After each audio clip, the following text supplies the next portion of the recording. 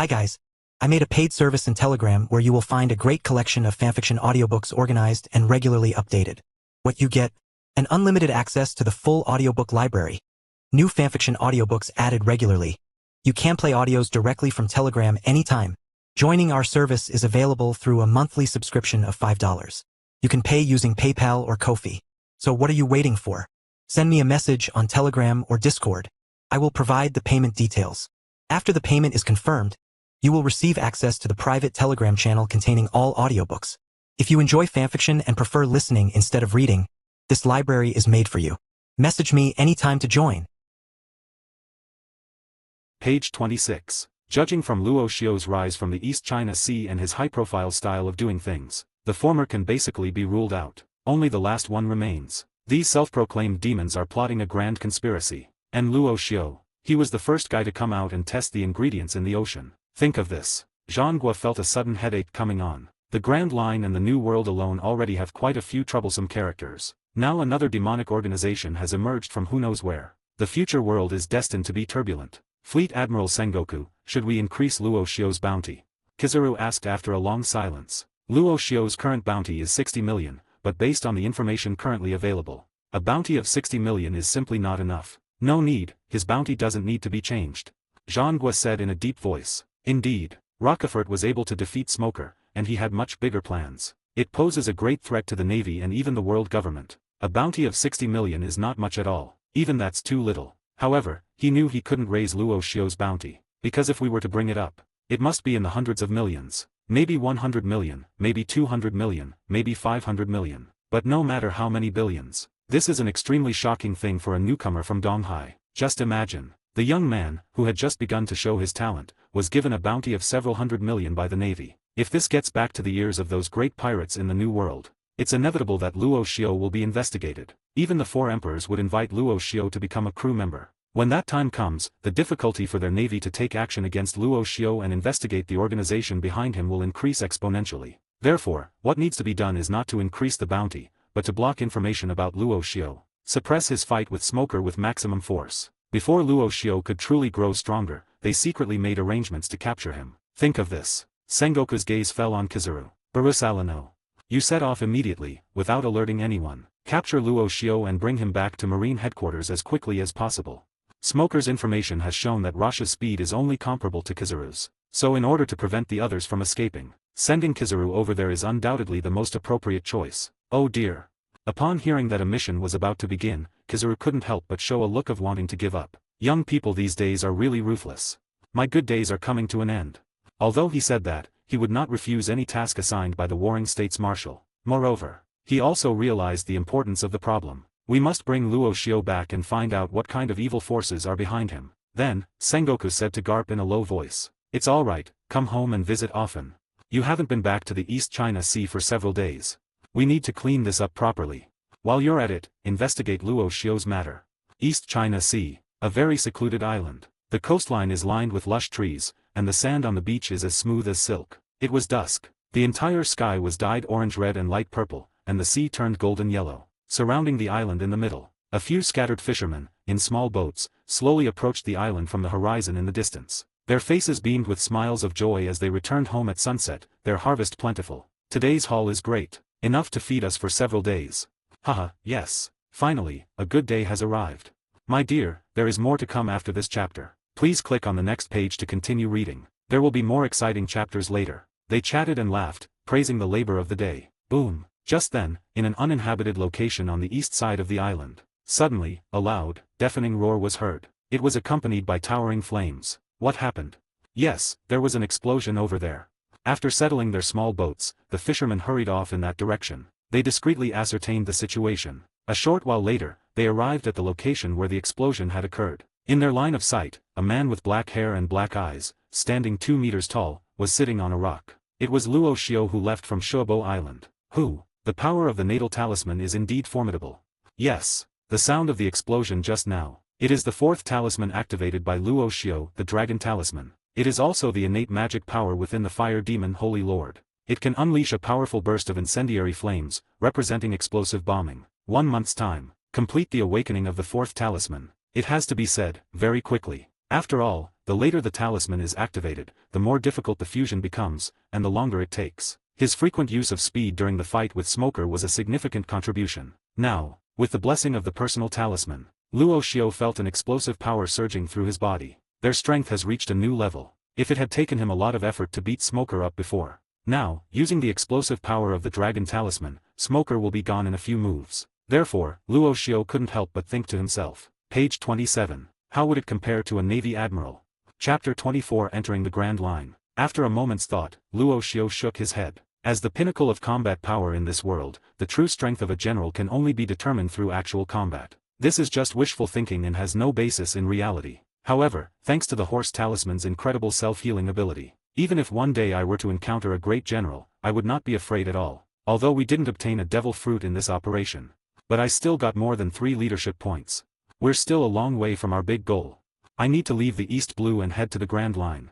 Luo Xiao thought to himself. In the East China Sea, although there are few powerful people who pose little danger to him, the same applies. There are few opportunities here. Devil fruits are extremely rare. One might not appear in the entire ocean for several years. Even if one does appear, there's no guarantee you'll be able to obtain it. As for pirate bounties, they are pitifully small. There are very few left of those worth tens of millions. They stayed in the East China Sea, hoping to activate the mask and the demon. That's going to be ages. But the Grand Line is different. It's a paradise for the new generation of pirates and has vast kingdoms, making it undoubtedly the best choice. Besides, news of Smoker's defeat must have reached Marine headquarters by now. They will send people over to investigate, carry out the operation, and make arrests. The East China Sea, no matter what, is no longer a good place to stay. Think about this. Luo Xiao got up, preparing to leave the island. Hiss. However, at this moment, several strong energy surges came from Luo Xiao's body, as if heat was rushing through his blood vessels, causing a stinging pain. This feeling makes one instinctively curl up,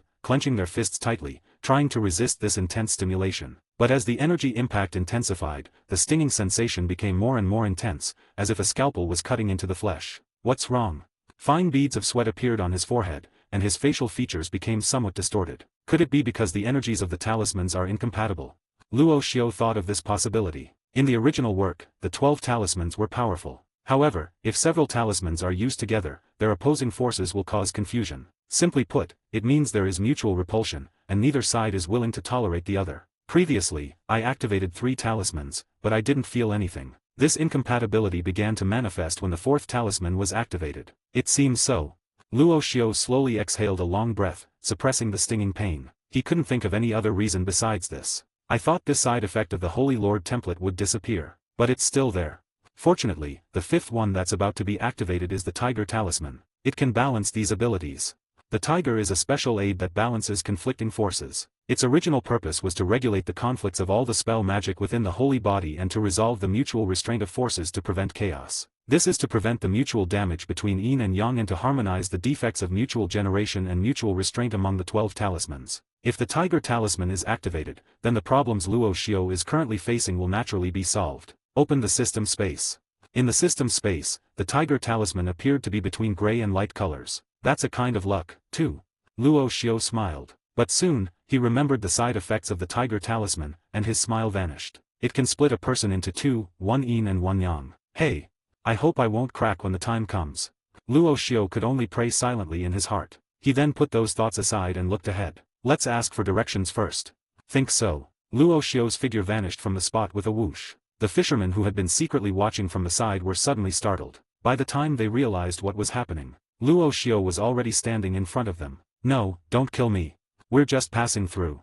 The fishermen looked terrified, thinking the other party was a pirate who wanted to kill them to silence them. Gentlemen, which direction should I take to leave the East China Sea as quickly as possible? Luo Xiao asked. Well. One of the fishermen paused for a moment, then pointed in a direction. Thanks. Roche smiled and pulled out a few pele as a token of his gratitude. He then sped away like lightning, disappearing from the inconspicuous little island. As the fishermen watched Luo Xiao disappear, they muttered to themselves, there are still more good people in this world. 2 days later. A sea area. A striking red mountain peak stands out, like an inverted giant pillar piercing the sky, or a giant red sword hanging upside down over the sea. In the middle of the mountain, the seawater flows back up from the bottom. The water flows in 4 directions and out 1 direction. The 4 diagonal channels are waterways that flow in from the 4 seas, converge at the top of the mountain, and then flow out through a horizontal channel. This is the entrance to the Grand Line, Reverse Mountain. Luo Xiao stood beneath the rushing water, looking up at the sky. Finally reached. After constantly changing pirate ships along the way, he left the East Blue and finally arrived at the Grand Line. Next moment, with a light leap, Luo Xiao followed the ocean current and headed towards the Grand Line. Blah! With a loud splash, Luo Xiao plunged from the currents of Reverse Mountain directly into the vast ocean of the Grand Line. A whole new world appeared before him. And, there's also a gigantic mouth coming straight at you. My dear, there is more to come after this chapter. Please click on the next page to continue reading. There will be more exciting chapters later. Suddenly, the surroundings turned pitch black, and all the light disappeared. The sun hangs high in the sky, carrying scorching air. Luo Xiao, however, felt no warmth whatsoever. Luo Xiao. Then, he threw a punch upwards. Boom! A muffled, resounding thud. After a violent earthquake, Luo Xiao felt as if he had been vomited up. He glanced back at the thing that had swallowed him whole. Luo Xiao's lips twitched slightly, because he knew the one who swallowed him. Page 28. At the same time, on the other side, an elderly man with hair resembling saffron was jogging towards them. Crocus. What a coincidence. Luo Xiao raised an eyebrow and said, Crocus. Former doctor of the Roger Pirates. Currently the lighthouse keeper at Twin Capes. I've been taking care of Abu the whale here all this time. Please don't do anything, it's sick. Crocus came over and said hurriedly when he saw Abu writhing in pain on the sea. Abu has been waiting here for the Rumbar pirates for decades, and his temper has become extremely violent. It would flare up from time to time, crashing into the upside-down mountain. Luo Xiao ignored Crocus and turned to look at Abu, stepping into the water and reaching out to touch Abu's huge forehead. Crocus's pupils contracted. I thought Luo Xiao was going to make a move again. However, to his astonishment, Abu, who had been in a frenzy just moments before, gradually calmed down under the young man's palm. Moreover, the scars on his head from years of impacts are healing at a visible speed. Chapter 25 Twin Gorges. Abu and the ship's doctor. 2 days later. Twin Gorges, inside the lighthouse. Crocus, carrying a barrel of wine, walked into the house with a smile. Luo Xiao was standing by the window, watching Abu playing below. The scene from 2 days ago kept replaying in his mind. Crocus was greatly surprised when he used the horse charm to heal Abu. They then extended a warm invitation to him, inviting him to their lodgings as a token of their gratitude. Luo Xiao originally intended to leave directly, but then I thought about it again and decided to give up the idea for the time being. The reason is simple. As a member of Roger's pirate crew, Crocus can be considered a living fossil of the sea. This treasure trove of knowledge contains a wealth of experience from the world of One Piece that Luo Xiao lacks. Ha ha ha, Luo Xiao. Come over and have a few drinks.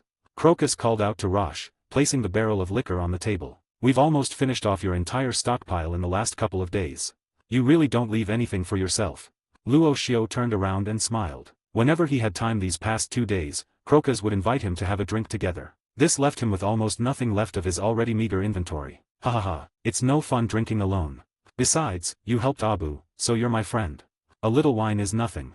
Crocus didn't seem to mind. Abu has been suffering from a hidden health condition for many years. He made many efforts for this. They were both helping Abu modify his body and producing large doses of tranquilizers. But no matter what, it only provides temporary relief. But now, thanks to Luo Xiao's efforts, all the problems have been solved. It was no trouble at all.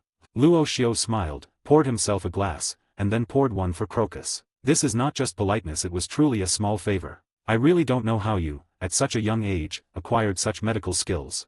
Crocus shook his head, picked up a cup, and drank it all in one gulp. As the ship's doctor on the pirate King Roger's crew, he roamed the seas for many years. His medical skills, while perhaps not the absolute best in the world, are certainly among the best. He is one of the best doctors in the world. He is also an excellent pharmacist and surgeon. Even so, they were helpless in the face of Abu's illness and could only try to alleviate it using different methods. This is the first time I've seen someone with such miraculous medical skills as Luo Xiao. Thinking of this, he couldn't help but sigh, what a pity.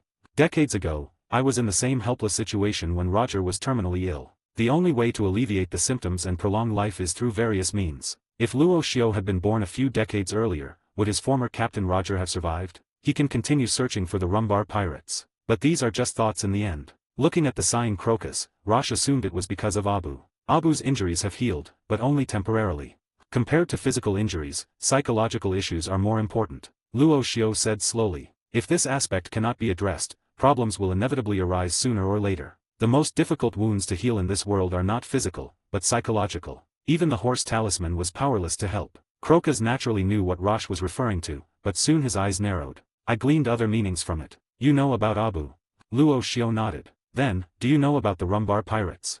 Luo Xiao nodded, but did not speak. But their silence speaks volumes. The Rumbar pirates met with misfortune many years ago. Crocus's expression turned somewhat dejected. In fact, he had expected this outcome long ago. After all, almost 50 years had passed, and if he could come back, he would have done so long ago. But when someone could actually corroborate this, he still couldn't help feeling sad. This means that Abu's waiting was ultimately meaningless. But there is good news. There are still people alive in the Rumba pirates. Luo Xiao said. Crocus has two things he cares about in this world. One is Abu, and the other is the Rumbar pirates. Upon hearing this news, his somewhat dormant eyes suddenly lit up. Before he could ask a question, Luo Xiao continued, "One day, you will meet again. Also, his name is Brook." "I see." Crocus smiled, feeling somewhat relieved. He might not believe it if someone else had told him this. But it sounds different coming from Roshi Foucault. Crocus is willing to choose to believe. Because he saw in Roche something that didn't belong to this era. It is very powerful and mysterious. This is something that no one else possesses. This is another reason why Luo Xiao was invited to the lighthouse. Are we heading to the Grand Line today?" Crocus changed the subject and asked Roche. Luo Xiao nodded. "I've been here for 2 days now. It's comfortable, but it hasn't helped much in improving my strength. There are still many things to be done on the Grand Line. How about we go later?" Crocus stroked his already graying beard. He could understand the desire of young people to conquer the Grand Line. However, Crocus felt he should do more preparation. After all, the Grand Line is different from the 4 seas. It is far more dangerous. Page 29. "Why?" Luo Xiao asked, puzzled. "I can tell you're very strong. But something is still missing. Like domineering." Crocus pushed up his glasses. Domineering presence symbolizes the absolute power of this vast ocean. It is one of the most indispensable things for top-level experts. Luo Xiao raised an eyebrow. Pretty domineering. Luo Xiao was aware of Crocus's strength. Although Crocus didn't have many fighting scenes in the original work, he spent many years on Roger's ship. The Roger pirates fought against the Golden Lion pirates, the Rocks pirates, the Whitebeard pirates, and the Garp trio. Without formidable strength, it would be impossible to survive so many fierce battles. Moreover, the fact that he was able to become the ship's doctor for Roger's pirate crew speaks volumes about his strength. Luo Xiao was not at all surprised that Crocus would speak of such domineering qualities. Observation Haki, one of the 3 colors. That's one of my strengths. Chapter 26 Awakening Observation Haki. Observation Haki. It can read the location and number of enemies outside the line of sight, as well as the actions they will take in the next instant. It is the passport for the strong in this world. Adhering to the philosophy that having more skills is never a bad thing. Luo Xiao didn't dwell on it too much and decided to listen to Kurika's and stay there for a while longer. It's not too late to leave after activating Observation Haki. In the blink of an eye, 5 days have passed. Twin Gorges. Coastal. Luo Xiao stood on the shore, his eyes raised. Boom. A blinding pillar of fire shot out from between his palms and then slammed into the red clay cliff. A shower of rubble erupted, revealing a massive, dark crater that reeked of burning. At the same time, a figure flashed past at an extremely fast speed on the cliff. Crocus was sweating profusely as he darted across the red clay, dodging Rasha's fiery attacks. Use the rock in the bottom left corner for leverage. This is Luo Xiao's blind spot. He thought to himself as he considered his next move. Next moment, he picked up his pace again and ran towards his target. Of course. Boom. Another extremely explosive explosion rang out. The stone in the lower left corner was blasted into a pile of rubble by Luo Xiao's pillar of fire. That guy, Luo Xiao. They actually predicted my next move. Crocus felt a chill run down his spine when he realized his intentions had been seen through. Clearly, this is why Luo Xiao used Observation Haki. If it weren't for its domineering presence, this blind spot makes it impossible to detect and accurately strike. It's only been a few days. Crocus couldn't help but think to himself. I had to put in a tremendous amount of effort to awaken my Observation Haki. However, there is no sign of a bottleneck in Luo Xiao's development. It only took 2 days to go from 0 to something. Such a learning speed is simply unheard of. Yes. 3 days ago, Luo Xiao had already gained a preliminary understanding of Observation Haki and had completed its awakening. Now is the time for advanced practice and refinement. Boom. Before Crocus could continue thinking, Luo Xiao's attack came again. This time, the attack was aimed directly in front of Crocus. And then they blasted his path in front of him shut. Abu, who was in the sea nearby, saw Rosh and Crocus sparring and having a great time, so he spouted seawater and started sparring with them. This is to express the excitement and exhilaration in one's heart. Finally, after several interceptions by Roshi Foucault, Crocus on Red Cliff was starting to feel the strain. Then he shouted, "Stop." This exchange was finally over. Observation Haki. That's about all I can teach. That's all for today. Crocus exclaimed, wiping the sweat from his brow, and said to Rosh. Luo Xiao suppressed his imposing manner. I must thank you for sparring with me these past few days. Thanks for your hard work. Crocus waved his hand, indicating that there was no need to be so polite. Although I am old, it doesn't mean I can't move. I can handle a few days of sparring. Actually, it was originally estimated that it would take at least a month or two before you could even touch the threshold of domineering. Who knew you'd learn so fast? I really don't know how you managed to find this critical point so quickly. Although it's called sparring, the whole process is actually very simple. Luo Xiao stood there motionless and attacked Crocus, but Crocus dodged in advance using observation haki. This is to improve Luo Xiao's observation haki. It appears that the two are in a defensive stance, one attacking and the other dodging. In reality, it was a battle between their observation haki. As for why Luo Xiao was made to stand still, the reason is simple. Because after the first day of trials, Crocus discovered that Rosh's speed was simply too damn fast. It was so fast that there was no time to dodge, and it got right in front of me. There was really no other way, so Crocus set this condition, otherwise, there would have been no chance for the two of them to fight. Luo Xiao gave an awkward smile at Crocus's words. The physical gifts from the fusion talisman made his 5 senses already sharp, and with Crocus's guidance, he was even more fortunate. There are virtually no obstacles in learning domineering qualities. Perhaps this is talent. Crocus muttered to himself, then glanced at Luo Xiao and slowly said, "Your observation haki is currently at the intermediate level. But how to reach an advanced level is not something that others can teach you. The rest depends on your own continuous improvement.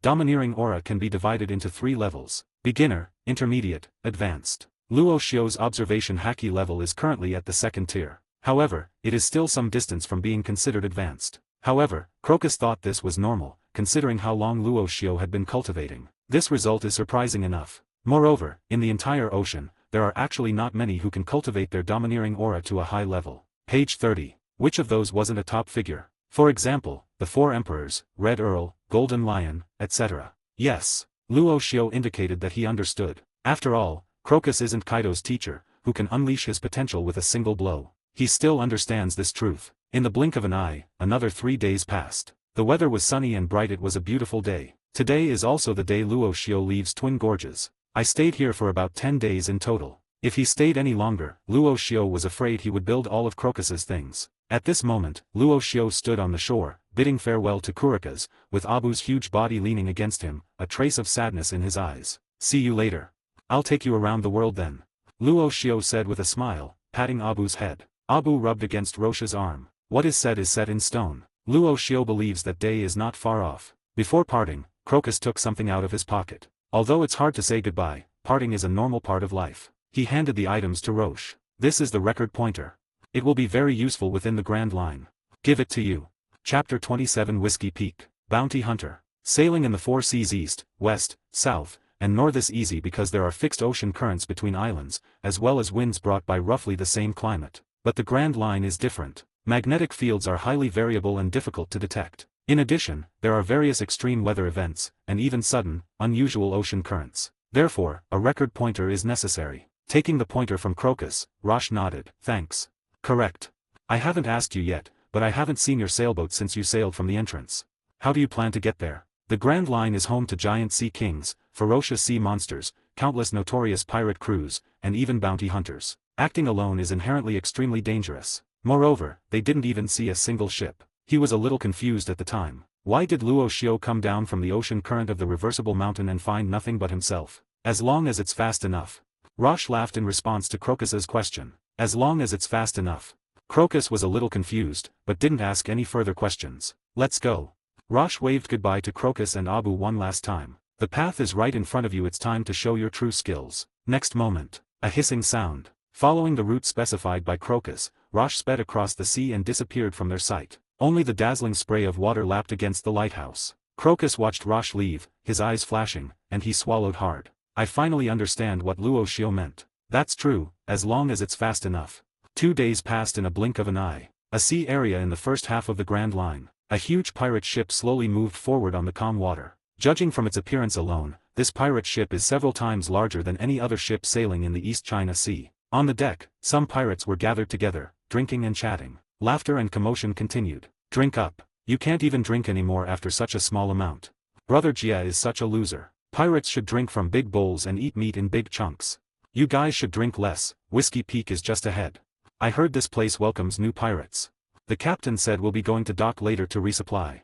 A pirate who looked like a high-ranking officer held up a wine glass and offered a reminder. After saying that, he took another sip. At this moment, in a corner of the ship, Luo Xiao listened to the pirate's playful noise and shook his head. After leaving Twin Gorges, he hitched a ride across the vast ocean. in order to hear more information and reduce unnecessary conflicts. Luo Xiao has become much more restrained compared to when he was in the East China Sea. So at this moment, no one on the pirate ship realized that there was a stranger on board. Whiskey Peak. If I remember correctly, this place isn't a good spot for pirates. Luo Xiao thought to himself, it seems to be a gathering place for bounty hunters. In areas with a large and mixed population, it is easier to gather information. It's a decent place to settle down. Boom boom boom. Just then, the captain of the pirate ship strode up to the bow of the ship. Young ones. Whiskey Peak is just ahead. Everyone pack your things and get ready to disembark. He drew his sword and shouted to the pirates gathered on the deck. The sea creatures on the deck immediately lit up with excitement and let out a chorus of cheers. Every pirate who dares to come to the Grand Line harbors an ultimate dream and is full of hope for the future. This is their first stop on the Grand Line after traveling from all corners of the world. It has extremely important significance. Blah. The massive ship approached the shore, and the pirates on board shouted as they descended from the deck one by one. Dong dong dong. The continuous sound of footsteps pounding the ground produced a series of sucking sounds. Luo Xiao mingled with the crowd and followed them off the ship. Dear friends who have come from afar, please come this way. On the shore of Whiskey Peak, some people were already waiting to be received. Upon seeing the pirates approaching, the group greeted them warmly. Sir, please come this way. We've prepared a banquet to welcome everyone. Just as Luo Xiao looked around, a man with a long beard walked up to him. Is it free? Luo Xiao asked with a smile. Do not worry. Whiskey Peak hosts a banquet every day. It's to welcome pirates from the four seas. You won't need to pay any fees throughout the entire process. The bearded man said politely. Luo Xiao smiled and nodded, then followed the man to their destination. Before long, we arrived at our destination, where a very spacious area came into view. Pirates from all over the world were drinking heavily and boasting about their past exploits. It's nothing more than how many people he's killed and how much treasure he's robbed. Page 31. The staff at Whiskey Peak served them drinks and food. The entire banquet was filled with a warm and enthusiastic atmosphere. Luo Xiao found a corner spot and sat down. Soon, the man who had brought Luo Xiao brought over a barrel of wine and poured it for Luo Xiao. This chapter is not over. Please click on the next page to continue reading. Come on, this is a fine whiskey brewed exclusively by Whiskey Peak, reserved only for pirates traveling across the seas. I wonder which sea area you came from. The bearded man asked as he poured wine. East Sea, Luo Xiao said calmly. Before carrying out an assassination, gather some information first. This is standard practice for bounty hunters. As expected, Luo Xiao's words confirmed it. A fleeting look of excitement crossed the bearded man's eyes. The East China Sea is the weakest of the four seas. The pirates who emerged were naturally weak. These pirates today are easy prey for them. I've heard rumors that a pirate with a 60 million tail has appeared in your East Blue. I wonder if it's true. The bearded man continued to ask. Yes, Luo Xiao said with a smile. A bounty of 60 million, I'm really curious what this guy looks like. Once the bearded man got confirmation, he didn't even bother to hide the greed in his eyes. 60 million? How many rookie pirates from all over the world would we have to kill to reach that number? It's said he has explosive muscles all over his body, can tear apart the navy with his bare hands, and likes to wear overalls and have his hair parted in the middle.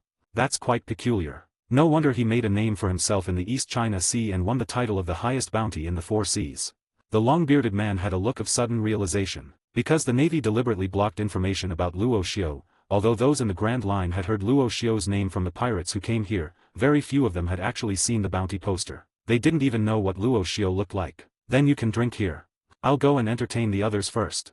The long-bearded man poured Luo Xiao another glass of wine and then said goodbye. Luo Xiao raised his cup and drank it all in one gulp right in front of him. With the horse talisman on him, this drugged wine would have no effect on him whatsoever. Seeing that Luo Xiao had finished drinking, the bearded man smiled and then disappeared from Luo Xiao's sight. Chapter 28. Tell me, what about the devil fruit? After an hour, the medicine began to take effect. The noisy chatter, the clinking of glasses, and the boasting gradually faded away. Hundreds of pirates lay on the ground, on the table, and on other people in all sorts of strange positions. Ha ha ha. Do these foolish pirates really think Whiskey Peak is a charity place? It's free, but you'll have to pay with your lives. When the long-bearded man saw that everyone who had drunk the wine had collapsed, he immediately revealed his true colors. His previous polite and refined demeanor turned into one of tyranny and arrogance. A brush sound. A man who appeared to be the leader of the bounty hunters pulled out a large knife that he had prepared beforehand from under the table. Everyone, let's get started. Chop these people up. Remember not to scratch your face, you need that to collect your bounty from the navy. I've taken care of things here. You guys handle things over there. The long-bearded man received the leader's order and walked towards the corner. Then I saw someone sitting there perfectly fine, slowly drinking the wine in front of him. His expression immediately changed. You're actually all right. He looked at Luo Xiao, whom he had personally brought over, with considerable surprise. Having been here for so long, I don't know how many pirates I've encountered. I've never seen anyone drink this wine and not get dizzy. Let me ask you something. Luo Xiu glanced at him and said casually, do you know where devil fruits are, or do you have any in stock? Name your quantity. I'll buy them at above market price.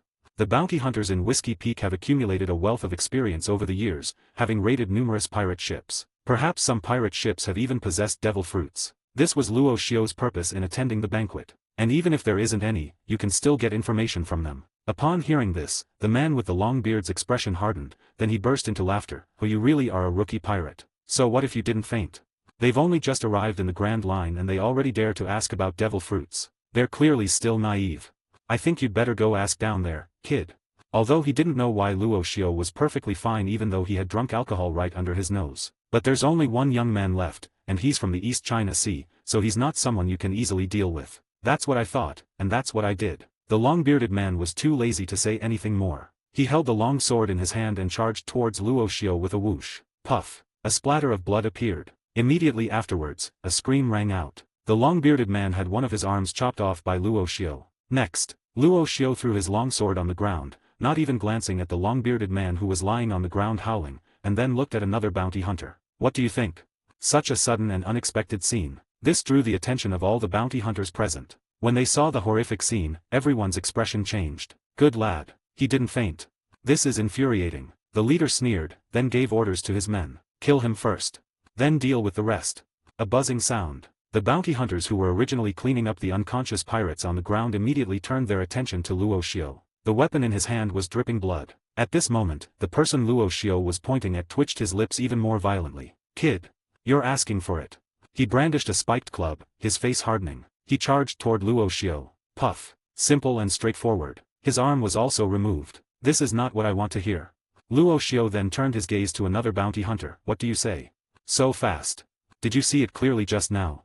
No, it's too fast. Damn it, we've run into a tough one. The bounty hunters who saw Luo Xiu make a move couldn't help but swallow hard. I didn't even see what they were doing. The pressure immediately increased. The bounty hunter leader looked at Luo Xiu, cracked his neck, and said, Kid, if you've got some guts, cut off your own hand and get out of here. Page 32. This great one might spare your life. Luo Xiu glanced at him and said calmly, you haven't answered my question yet. Humph. You're asking for it. The bounty hunter leader sneered. On Whiskey Peak, he'd seen all sorts of pirates. Even if a rookie pirate has some tricks up his sleeve, he is not afraid. Chop him up. He shouted. The bounty hunters wore fierce expressions, sharpening their knives, their blades gleaming. They surrounded Luo Xiu. The next instant, they pounced on Luo Xiu. Bang bang bang. The moment Luo Xiu was touched, a series of sounds came. The sounds of swords breaking and screams filled the air. Within a few breaths, bodies were flying everywhere. Bounty hunters lay scattered on the ground. His face was contorted in pain, and he was rolling on the ground writhing in agony. You're the only one left. Luo Xiu looked at the only bounty hunter leader who was still standing. The latter's legs were trembling. This is hardly a case of encountering a tough opponent. This is like encountering a ghost. How can a rookie pirate who came from all over the world be so damn strong? Impossible. This chapter is not finished yet. Please click on the next page to continue reading the exciting content. Has anyone in the world recently reached this level of strength? Hiss. The bounty hunter leader suddenly thought of someone, and his expression changed drastically. You're that newcomer from the East China Sea with a bounty of 60 million. Boom. The more I think about it, the more likely it is. His mind went blank. Luo Xiu, with a bounty of 60 million, actually looks so ordinary. Brothers, he's the walking 60 million. Kill him. I won't have to be a bounty hunter here anymore. Luo Xiu's identity did not frighten the bounty hunter. Instead, it stirred up the greed in my heart. That's 60 million berries. If you kill him, you'll never have to worry about money again. The long-bearded man lying on the ground looked even more shocked. I was just asking someone else, and now I'm asking the person in question. He then forced himself to get up. Bounty hunters are all men who have seen bloodshed and violence. They'll do anything for money. Hearing the leader mention 60 million, their eyes were shining. Another wave of attacks. Luo Xiu shook his head and sighed inwardly. This way of asking questions just won't work. These bounty hunters don't communicate with me normally at all. They're all guys with a bit of a fancy stuff in their heads. Next moment, he flashed to the side of a pirate. With a snap, the other person's neck was broken. Then, he rushed into the crowd. This time, I didn't hold back. If your identity is recognized, it's best to be straightforward. The continuous crashing sounds turned the entire banquet into a one-sided massacre. The bounty hunters who set the traps here lie sprawled on the ground, fast asleep. At the same time, In a corner of the banquet, a man with exaggerated curly hair that cascaded over his shoulders watched quietly as everything unfolded. Then, he took out a wanted poster from his pocket, glanced at it, and then took it out. It's really you. Chapter 29 Ikaram's Request. After dealing with the bounty hunter, Luo Xiao glanced at the unconscious pirate. They did not choose to take action. I need to get up early tomorrow to take a pirate ship out. To get rid of them all, you really have to rely on your own 2 legs to fly across the sea. Although the speed of the rabbit talisman was much faster than the speed of the pirate ship, but this is very physically demanding. Even on the Grand Line, I don't want to stand out too much. Thinking of this, Luo Xiao left the venue in a flash. On the other side, there was the curly-haired man who watched as Luo Xiao suddenly disappeared. He silently put away the bounty poster in his hand. So fast. I can't see which way at all. He muttered to himself. That's really rare. He then shook his head, lifted his feet, and followed them away. But the next moment, when he turned around, he saw the person who had just disappeared standing in front of him. The pupils suddenly tightened. What's up? Luo Xiao asked coldly. With the help of observation haki, he had a clear view of the surrounding situation. This person naturally couldn't escape Luo Xiao's eyes and ears. Hello, let me introduce myself. My name is Icarus. They are secret agents from Whiskey Peak. A person from the great kingdom of Alabasta. Ikaram immediately regained his composure and said politely. Alabasta, Icarus. Luo Xiao heard these names. His brow furrowed involuntarily. Thoughts in my heart. He recalled the plot from the original story. It seems there really is such a person on Whiskey Peak. Moreover, this person is not only the guardian of the kingdom of Alabasta. He is still a mid-level agent of Baroque Works, codenamed Mr. 8, page 33. Although he was actually an undercover agent within the organization. So? Roche asked. If the other party doesn't give you a suitable reason, you'll end up like a bounty hunter. This is not the place to talk. Please come with me to my residence to discuss this. Ikaram sensed the sharpness in Roche's eyes and swallowed before extending the invitation. Luo Xiao hesitated for a few seconds, but out of curiosity, he decided to go and take a look. Ikaram's residence. After listening to Ikaram's request, Roche's eyes flickered slightly. Let me help you save the kingdom from crisis. Aren't you overestimating me? I didn't know you before, did I? Kingdom of Alabasta. We are currently facing a massive internal conflict. The secret criminal organization Baroque Works, led by former Shishibukai Crocodile, carried out Operation Utopia here. For 3 years, the country experienced a complete drought, except for the capital, Albina. Through the deliberate manipulation of the Baroque Works, the people were led to believe that the drought was caused by the king's secret use of a rain-inducing agent called dancing powder, thus triggering a civil war. You are the great pirate from the East Blue, with a bounty of 60 million. I just witnessed your strength. Your true strength is even greater than 60 million. If you're willing, even if you don't solve the crisis, you can still be a help to us.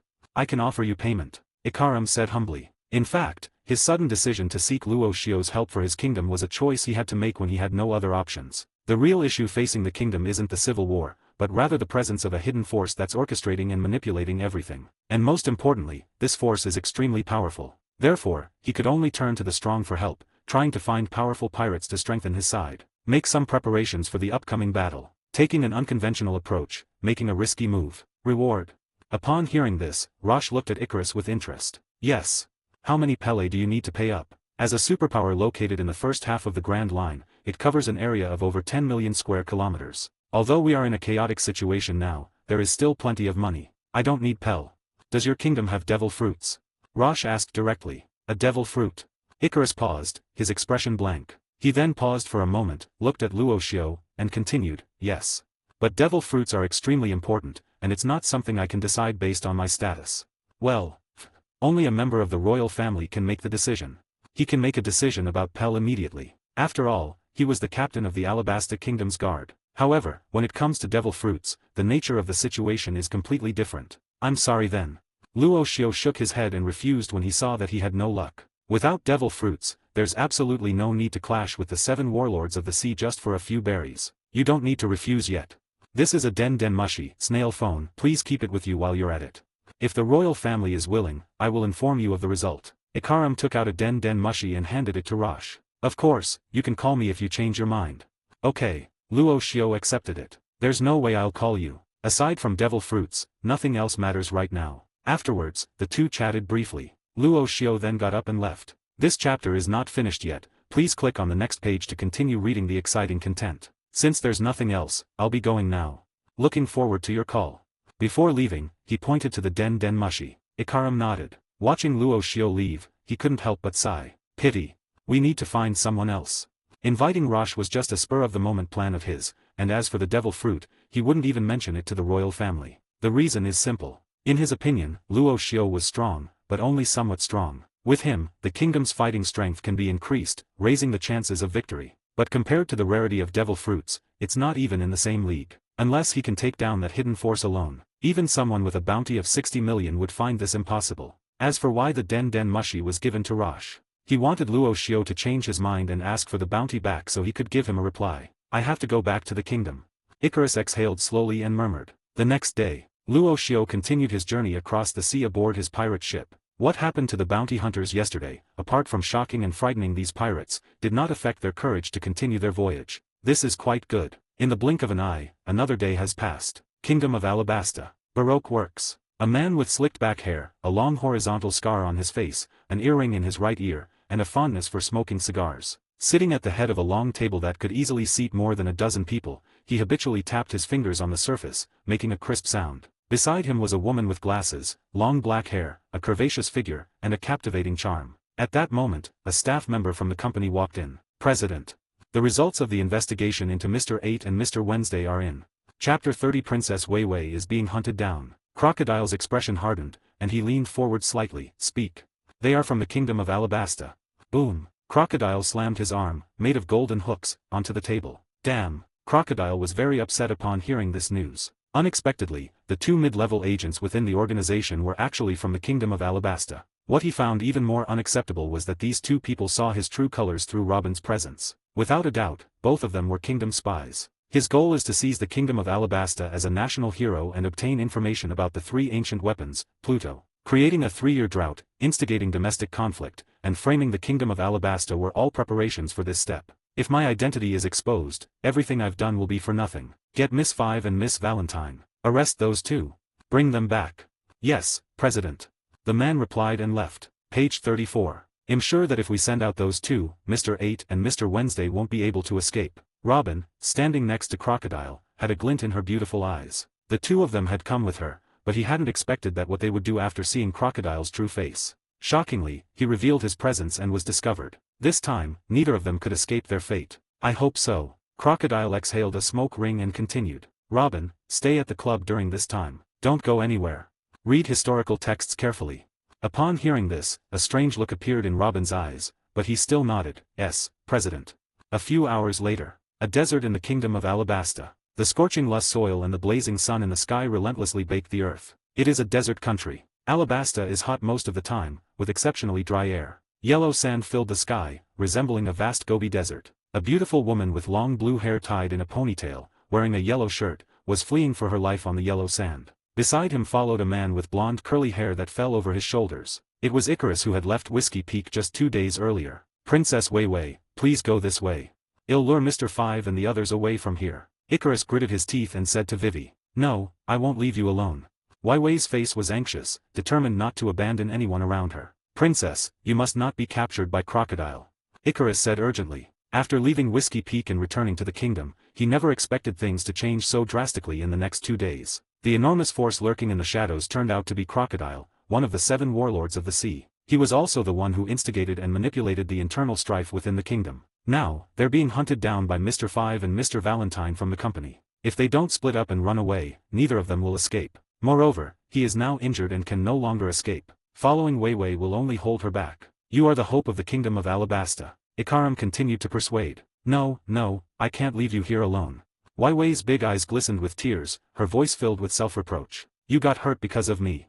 Supporting Icarus, and disregarding his objections, Wei Wei settled him under a huge rock. Having had a chance to catch his breath, Ikaram's mind flashed, and he suddenly remembered something. He pulled out the Den Den Mushi that he always kept on his person. Wei Wei looked at the Den Den Mushi, her big eyes fluttering with tears. Ikaram, what are you doing? A pirate I knew from Whiskey Peak. He's very fast. If he can get here in time, there might still be some hope. When the time comes, let him take you away. At this point, he had nothing left to rely on. A pirate. Wei Wei's beautiful eyes widened in disbelief. Crocodile was a pirate too. Even if this person came, he wouldn't help her, would he? He might even take advantage of her misfortune. Ikaram, don't trust pirates. We can escape.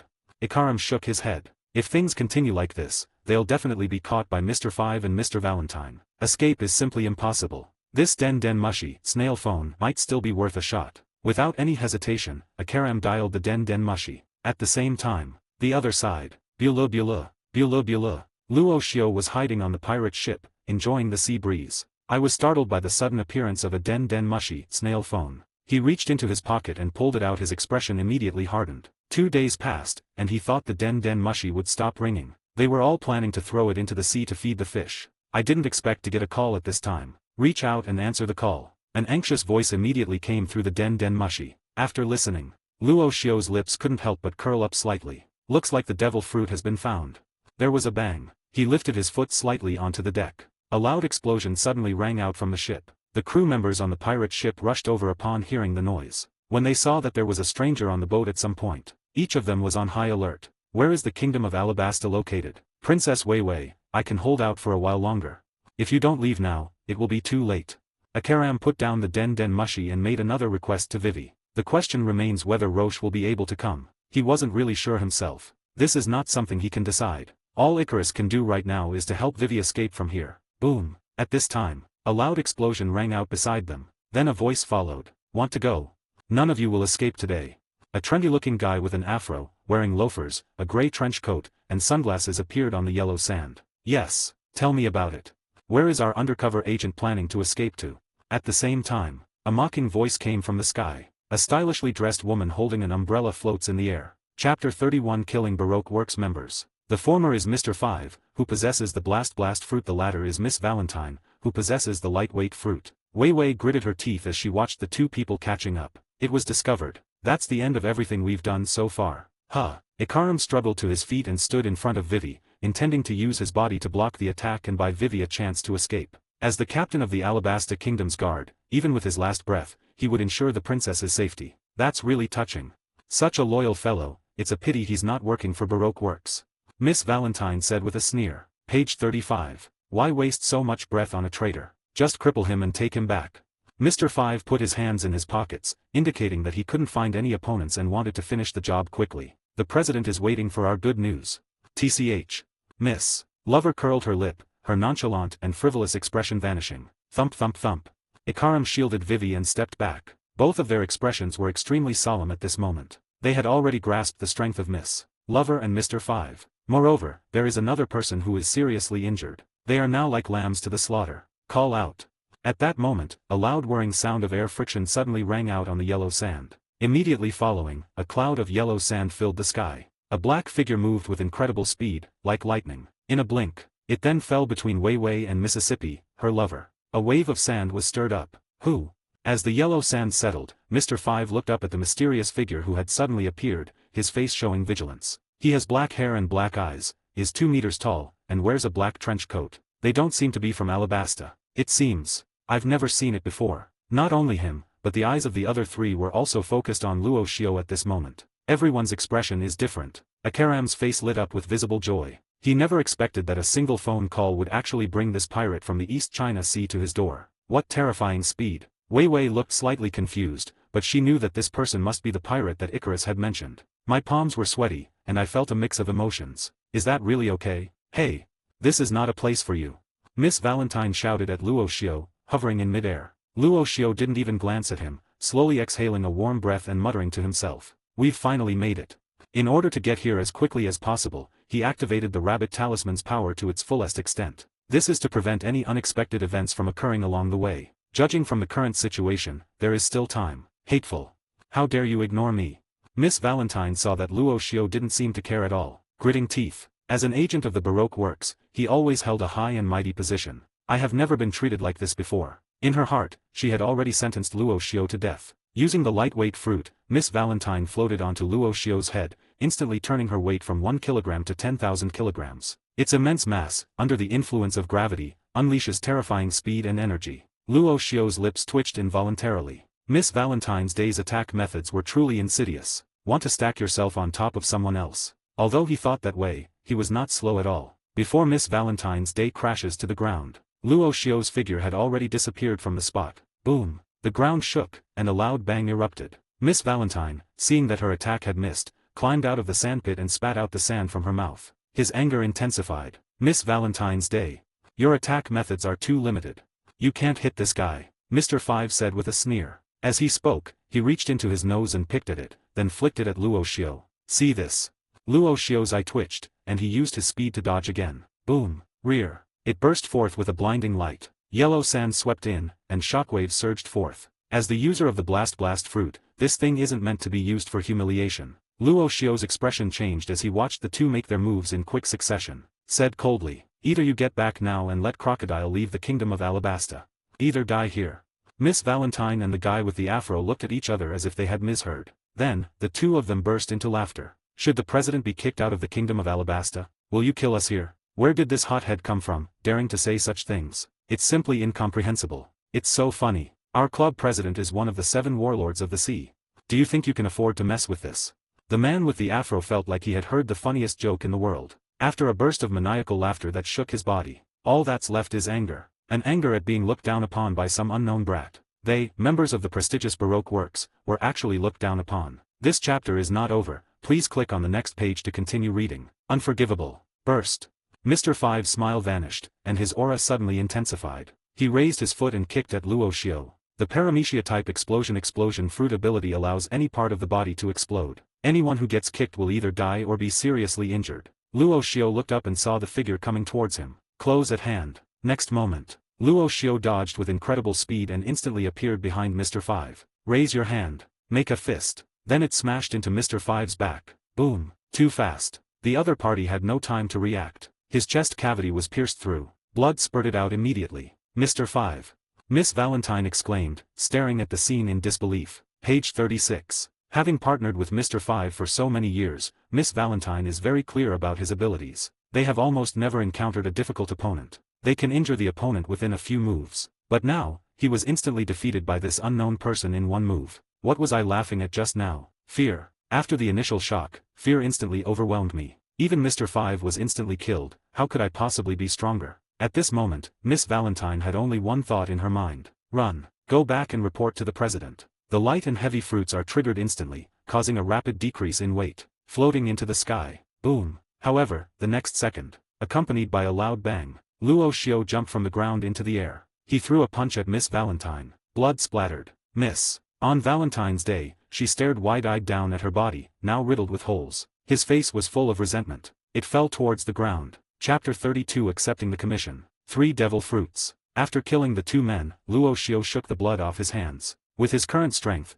dealing with 2 members of Baroque works would be incredibly easy for him. Icarus and Vivi were stunned by how swiftly and decisively the pursuers were dealt with. He just died like that. This is too powerful. The 2 working group members were left helpless and at a loss. He couldn't even withstand a single move from this person. That terrifying speed, and that formidable strength. Unbelievable. Kielu. He swallowed hard. Ikaram looked at Rosh, deeply shocked. Then came a surge of ecstasy. Luo Xiao's strength was far greater than he had imagined. This doesn't look like a pirate with a bounty of 60 million at all. Even the most notorious pirates with bounties of hundreds of millions in the Grand Line may not possess such terrifying strength. To know, I just killed him. But they are both devil fruit users. He was now incredibly grateful for his decision to hand the Den Den Mushi to Rosh. He believed this was the wisest decision he had ever made as captain of the guard in the kingdom of Alabasta. Hello, my name is Wei Wei. Princess Wei Wei's big eyes sparkled as she mustered her courage to introduce herself to Luo Xiao. Luo Xiao's formidable strength. It gave her hope. A hope to save the kingdom from dire straits. If Crocodile were facing this person, he wouldn't seem so invincible. Luo Xiao. Luo Xiao said calmly. He then looked at Icarus. It seems you've already reached an agreement. A devil fruit as payment. Ikaram paused for a moment. Making that call to Roche was an attempt made out of desperation. I never even considered it related to devil fruits. He hasn't told any members of the royal family about this yet. However, the premise for not saying this is that I haven't fully witnessed Luo Xiao's strength. Judging from Luo Xiao's current performance, even if it's in exchange for a devil fruit, it would be absolutely worth it. Devil fruit. Princess Vivi was a little puzzled. Ikaram then explained what had happened. Wei Wei suddenly realized. So, the man in front of me had already been communicating about the kingdom's affairs. This is simply great. A hint of determination flashed in Wei Wei's eyes as she looked at Luo Xiao and said, if it can really help the kingdom resolve this crisis. The kingdom of Alabasta is willing to offer a devil fruit as payment. Although devil fruits are incredibly precious things on the sea, in her eyes, no matter how precious they are just inanimate objects. Within the kingdom of Alabasta, she has her beloved people, her loving parents, and her friends who protect her. These are the most precious things. If Roche really can deal with Baroque works, devil fruits are naturally not a problem. 3. Luo Xiao nodded and then stated the number. The 3 devil fruits helped the Alabasta kingdom fight against Crocodile. Given the scarcity of devil fruits, there wouldn't be many left even within the kingdom. This is the number that Roche proposed after careful consideration. This will not cause trouble for the kingdom of Alabasta. They can also receive the rewards they expect. Upon hearing the request made by Roche, Wai Wei's 2 bright, watery eyes widened slightly. 3 pieces, 3 devil fruits. Although it doesn't sound like much, but for the kingdom of Alabasta now, this is actually all the reserves they have. After a moment of silence, she gritted her teeth slightly, paused, and then agreed, 3 devil fruits. I promise you. Ikaram's expression changed. 1 is acceptable, 2 is barely enough, but these are 3 devil fruits. This is equivalent to emptying the entire royal family's coffers. If Luo Xiao's operation fails this time, the entire Alabasta kingdom will be left without these 3 devil fruits. There is no chance of turning the tide. But, he also understood, if we don't make this deal, the kingdom, too, has no way to survive. The only hope is to pin it on someone I've only met twice. To be frank, page 37. This feeling is very bad, but, what can we do? Take a gamble, maybe it will lead to a way out. Hopefully by then. You will not break your word, Luo Xiao said. Will not. If the kingdom's crisis is resolved, all 3 devil fruits will be yours. Vivi quickly said. Luo Xiao's strength is almost catching up with Crocodile's. The brain is sick. That's why, after resolving the crisis, he went and provoked Luo Xiao again. Is the kingdom not turbulent enough already? It is good. Time and place. Luo Xiao nodded and continued. The location is at Baroque Works. The sooner the better. Wei Wei said. Every second counts in this situation. The sooner the crisis is resolved, the better it will be for the people of Alabasta. I'm talking about the time and place to give the payment. Luo Xiao raised an eyebrow. Wei Wei's body stiffened slightly. Then her face flushed slightly, realizing that she had misunderstood the other person's meaning. Then he continued. After the crisis is quelled. Inside the palace. Okay, Luo Xiao nodded. This matter is now settled. Next, we'll deal with Crocodile, one of the 7 warlords of the sea, who possesses the Logia-type sand fruit. Prepare 3 devil fruits. Wait for my news. With that, Luo Xiao headed towards the center of the Alabasta kingdom. In a blink, they disappeared into the endless yellow sand. Ikaram watched as Roche disappeared and said, Princess Vivi, do you really think he can do it? After a moment of contemplation, he said in a firm yet sorrowful tone, his strength might bring a glimmer of hope to the kingdom. And now our identities have been exposed. Is there any other choice? There was simply no other choice. From joining Baroque Works to having his identity exposed, and now being hunted down. As a princess of a nation, she never had a choice. On this vast ocean, a princess is of no importance whatsoever. One of the 7 warlords of the sea. That would be enough to suppress a kingdom. This is a world where strength is respected. World government, navy, pirates. This is all the case. Ikaram sighed heavily and remained silent with his head down. No more talking. This is the tragedy of a weak nation. Chapter 33. Meet Crocodile, one of the 7 warlords of the sea. Kingdom of Alabasta. Baroque Works. Crocodile, one of the 7 warlords of the sea, sat on a bench with his signature cigar dangling from his lips. Robin stood behind him. Crocodile took a puff of his cigar and exhaled a comfortable cloud of smoke. An arm made of golden hooks rhythmically tapped the table. Once we get rid of those 2 spies, Ikaram and Wednesday, the plan will face no obstacles. I've been looking forward to this moment. A smile played on Crocodile's lips as he thought about the possibility of obtaining Hades, one of the 3 ancient weapons, in the future, and his eyes shone with barely suppressed excitement. A man who dreams of becoming the pirate king and standing at the pinnacle of this world. The mere position of Shishibukai is not enough to satisfy his appetite. With Hades in hand, even if they were to face the Whitebeard pirates again, he will not lose. Robin's beautiful eyes flickered with uncertainty, her mind filled with a multitude of thoughts. The current situation is indeed as Crocodile described. The internal strife intensified, and the king was criticized by everyone. Without defeating this Shishibukai, no one can save the Alabasta kingdom. At this moment, she couldn't help but think about her future plans. She had no intention of actually revealing information about Hades to this ambitious man in front of her. Those 2 guys, Mr. 5 and Miss Valentine. Why aren't they back yet?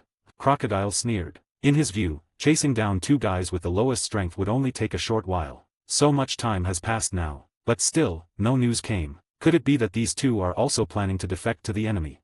The extremely suspicious Crocodile frowned, pondering this question in his mind. Ikaram and Wednesday's behavior triggered a stress response in Crocodile, who already lacked trust in others. Everyone looks like a spy to me. Just then, a clear, crisp sound came from outside. Before I saw the person, I heard his voice first. No need to wait. They're not coming back. Upon hearing this unfamiliar voice, Crocodile's lips twitched. A fierce glint flashed in his eyes. What is this going to do? Is the world too crazy now, or is it that I, the Shishibukai crocodile, can no longer lift the hook? There are 2 spies ahead who want to disrupt my plans, so let them be. Now, another guy, who seems to have come from nowhere, has arrived at my workplace. He greatly indulged in the writing of Chu Yuan. They also said that 2 of the company's executives wouldn't be coming back. Unacceptable. This person must be made aware of who the Kingdom of Alabasta truly is. Such a big world. Why can there only be 7 Shishibukai? Not only him, but Robin, who was standing behind him, was also completely confused. He couldn't help but wonder about the person's identity. Could it be another spy from the organization? The reason the 2 of them could see Crocodile's true form before was because they held back. Why did this person suddenly appear at this time? And in front of the sand crocodile? It's really not a good choice. Tap, tap.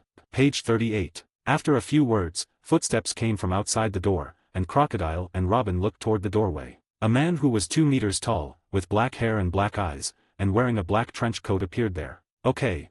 Crocodile stared intently at the man who dared to provoke him. Many images flashed through my mind, but I couldn't find anyone who matched this face. Is he someone who relies on luck, hiding in the shadows and colluding with spies? Now that they know it's too late, they're desperate and resorting to desperate measures? Snort. If I've never heard of him, he's just a weakling who poses absolutely no threat. Crocodile smirked, looking down at the young man before him with an air of superiority. Hey kid, and who are you? Are you an accomplice of that traitor Wednesday? At a time like this, you still dare to cause trouble on my turf. It doesn't matter who I am. The important thing is, get out of the Kingdom of Alabasta and go back to the sea that belongs to you. Otherwise, I'll throw you into impel down. Luo Xiao grinned, revealing a set of perfectly white teeth. He seemed to have no ill intentions, but his words were extremely arrogant. The crocodile's face stiffened. Why does it feel like this guy's words can become reality? But soon, he shook his head vigorously. Damn guy. Who I am, one of the Shishibukai, must be an illusion. Even though people from the Navy headquarters have come, they can't talk to me like that. He imprisoned himself in impel down. These young kids nowadays are so arrogant and ignorant. Kid. Do you know who I am? Crocodile cracked his neck, stood up from his seat, and stared intently at Rosh. At this moment, Robin scrutinized Luo Xiao for a long time before finally recognizing his identity. He seems to be the most popular pirate in the East Blue right now. They killed the pirate Arlong and also a Marine branch captain. Bounty of 60 million berries. His name is Luo Xiao, nicknamed Bloodhand Butcher, the strongest newcomer in the 4 seas.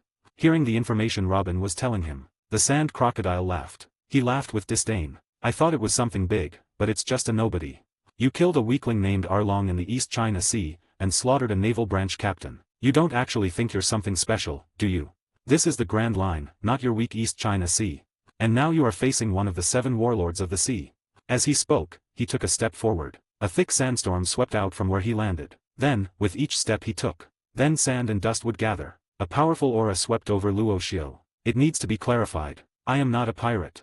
Luo Xiao stood still, like a straight spear. Its fierce momentum soared straight into the sky. Not affected at all. Ha ha ha. Kid.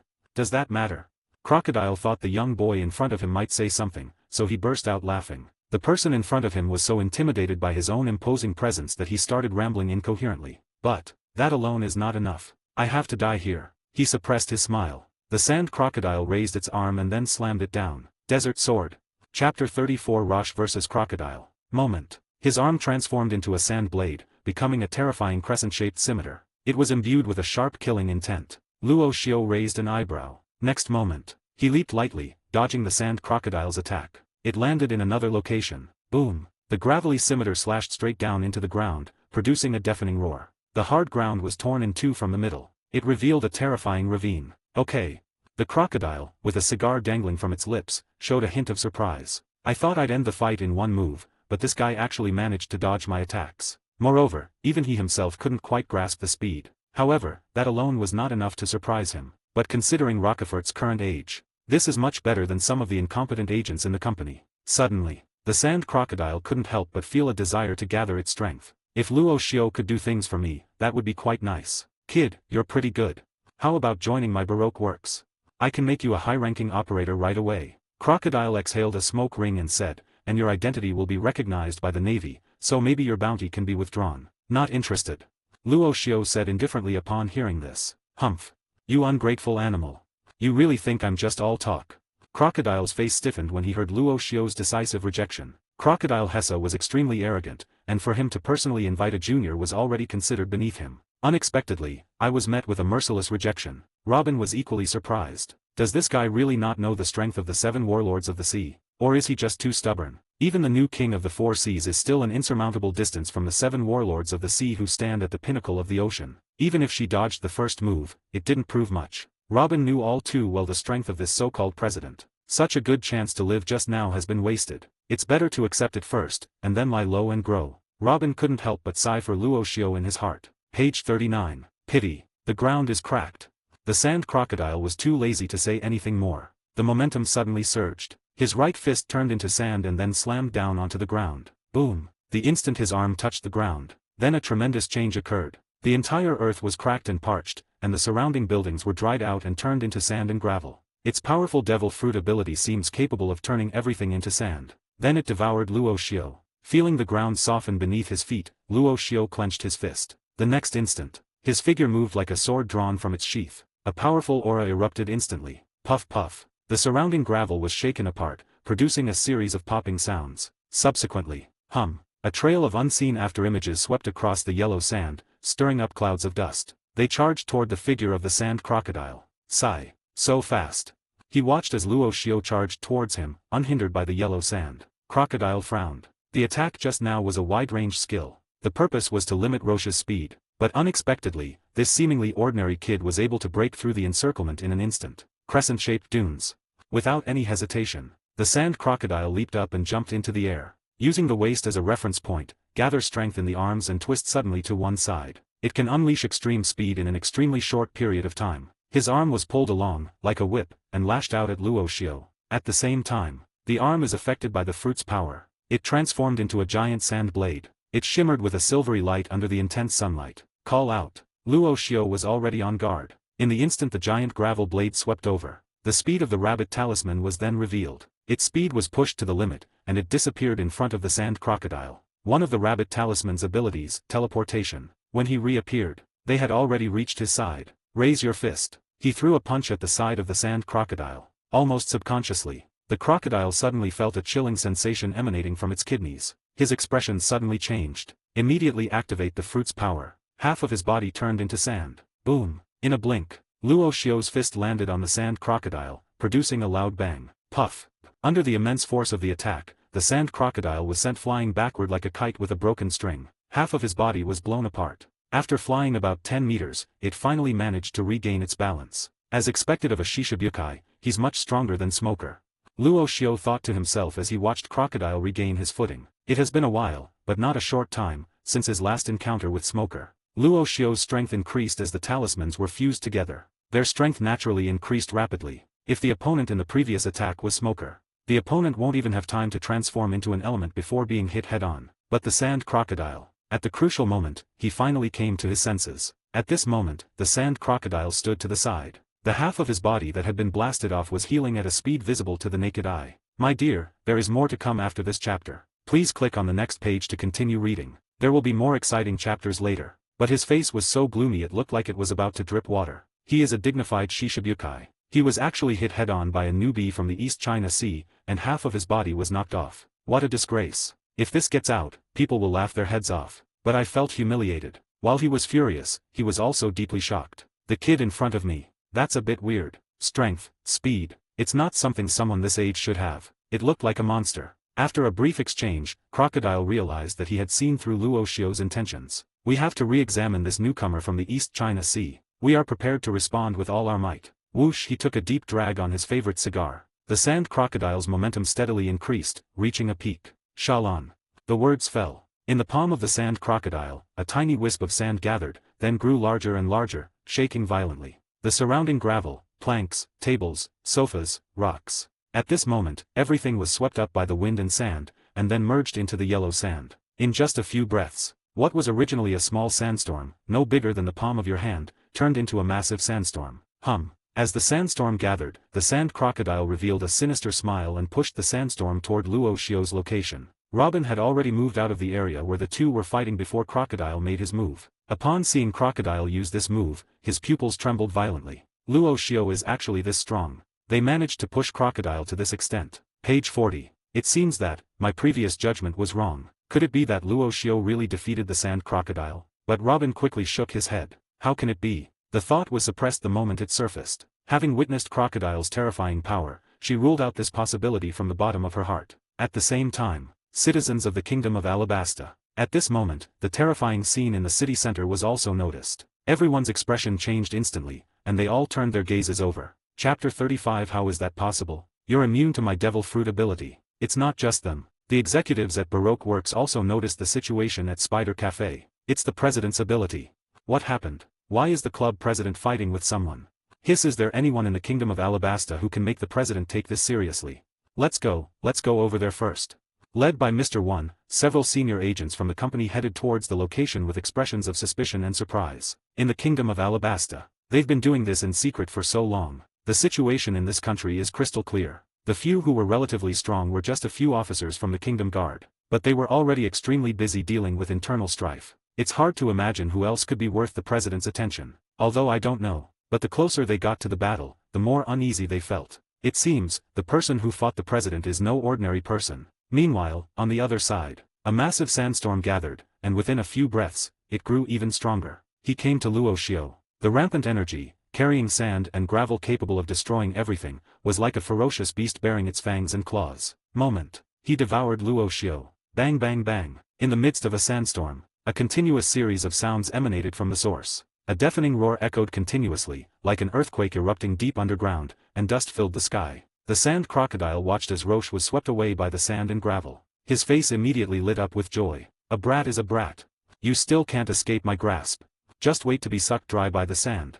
The unique ability of the sand fruit. Besides being able to turn anything it touches into sand, it has another very powerful feature. It means that when sand comes into contact with flesh and blood, it can instantly draw moisture from the body. All of a sudden, this turned it into a dehydrated corpse. Without the support of water, the body naturally loses all ability to move. Luo Xiao was caught in the sandstorm. At this moment, in Crocodile's view, regardless of whether they can get out of there, no doubt, they will all be affected by the sand imbued with devil fruit abilities. This battle. That's all for now. Watching the sweeping storm with a cold gaze, the sand crocodile's heart, which had been slightly pounding, finally settled down. Don't tell me yet. Previously, when Luo Xiao blasted off half of his body, a sense of crisis, which I hadn't felt in a long time, rose up in my heart. The last time I had this feeling, it was decades ago, when he challenged Whitebeard. There will only be a handful of men as powerful as Whitebeard.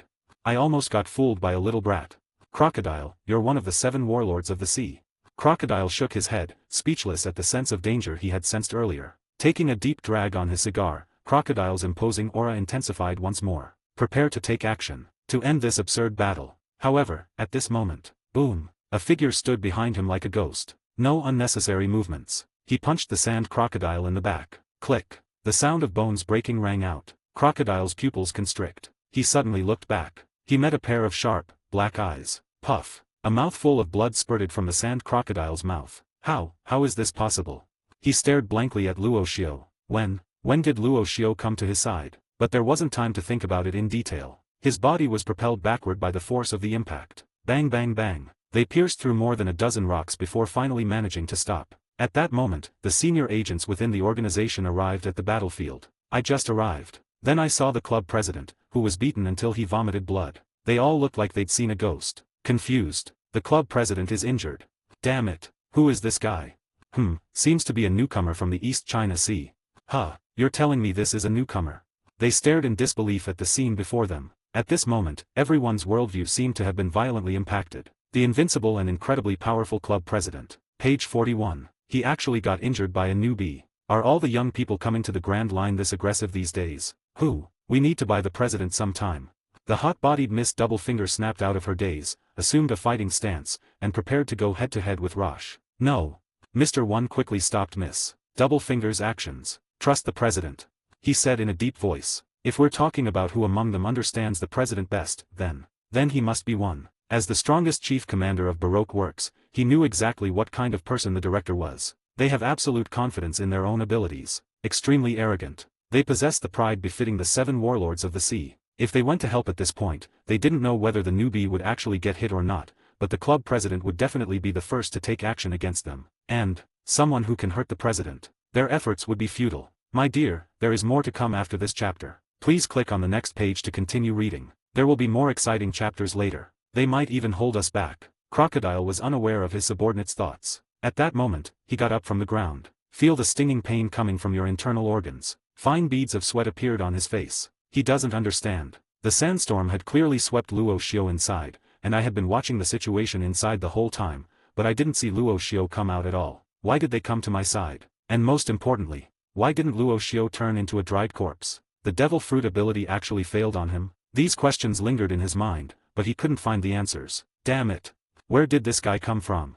Crocodile wiped the blood from the corner of his mouth and clenched his teeth. His beloved cigar lay on the ground, covered in dust, just as disheveled as he was now. He can actually stand up.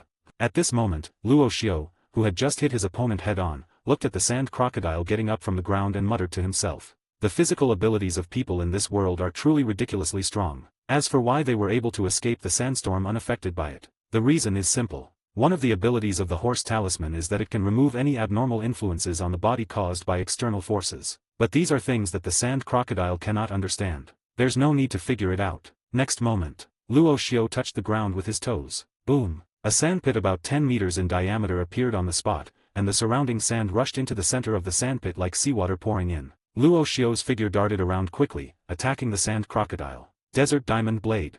Crocodile's pupils dilated in shock as he saw Luo Xiao approaching. There was no time to think about anything else. Enduring excruciating physical pain, his arms instantly transformed into 4 enormous, incredibly sharp sand blades. He slashed forward. Chapter 36. Wei Wei, are you confused? But Crocodile's speed, in Rasha's opinion, was far too slow. For large swords made of gravel, it poses absolutely no threat. Luo Xiao's figure disappeared again. This time, he arrived above Crocodile. He raised his hand to suppress downwards. A terrifying power, carrying energy as heavy as Mount Tai. It made Crocodile's hair stand on end. Call out. The sand crocodile's expression hardened. They do not intend to confront Luo Xiao head-on. This time, he learned his lesson. In an instant, the entire body is elementalized. Then, it disappeared into the vast expanse of yellow sand. Looking up, all you could see was endless sand. Not a single sand crocodile could be seen. Luo Xiao smiled. The observation haki I learned not long ago seems to be coming in handy now. I'll give it a try. How's that imposing effect? Think about this. He stopped what he was doing. The already keen senses became even more acute in an instant. Everything around him was taken in by Luo Xiao's eyes. Crocodile's whereabouts are naturally among them. At the 11 o'clock position on the left. He thought to himself. The next moment, Luo Xiao trod on the yellow sand, leaving a trail of footprints. Suddenly, we arrived at the hiding place of the sand crocodile. The arms throbbed, the muscles bulged. Boom! It slammed violently into the ground. Suddenly, a huge, deep pit has appeared. Gravel flew out like sharp knives, sweeping in all directions. Among them, a sand dune with 2 eyes, filled with inexplicable fear, quickly moved to another location. However, he had only just concealed his body. Luo Xiao then stepped forward once again. Just like last time, it was still just a simple punch. It crashed down onto the ground. The eyes of the sand crocodile, embedded in the sand, seemed to be dripping with a somber, dark light. Next moment, page 42, his figure disappeared again. However, Luo Xiao still managed to find it with incredible accuracy. Robin blinked her beautiful eyes, completely mesmerized. The sand crocodile was actually being chased and beaten. That's it. You run, I chase, you chase, I run. It was repeated dozens of times. Finally, the sand crocodile couldn't hold on any longer. Elementalization consumes stamina. Continuously elementalizing is equivalent to the ability user constantly attacking, requiring a continuous consumption of energy and stamina. Moreover, having to keep his entire body in elemental form while also having to defend against Luo Xiao's attacks. Desert Sunflower.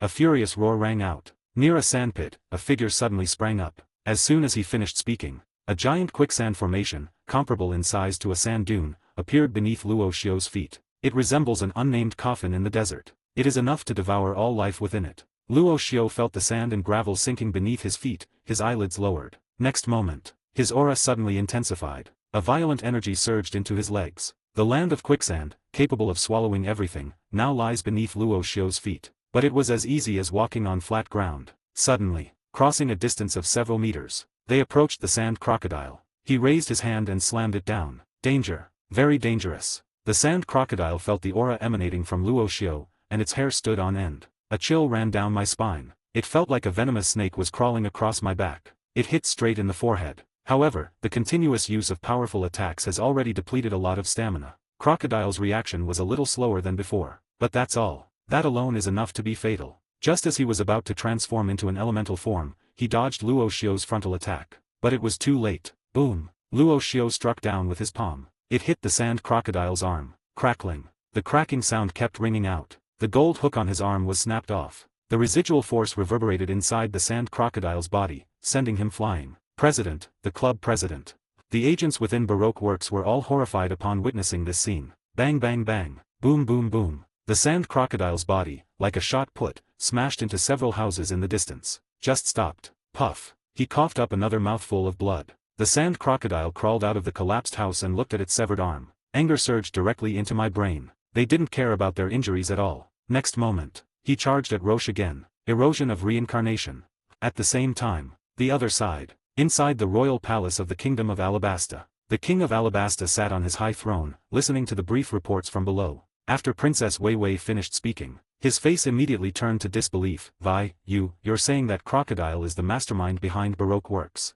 Wei Wei said with certainty, yes, father, he has been secretly arranging everything, stirring up internal strife in the country, and then taking the opportunity to seize power in the kingdom.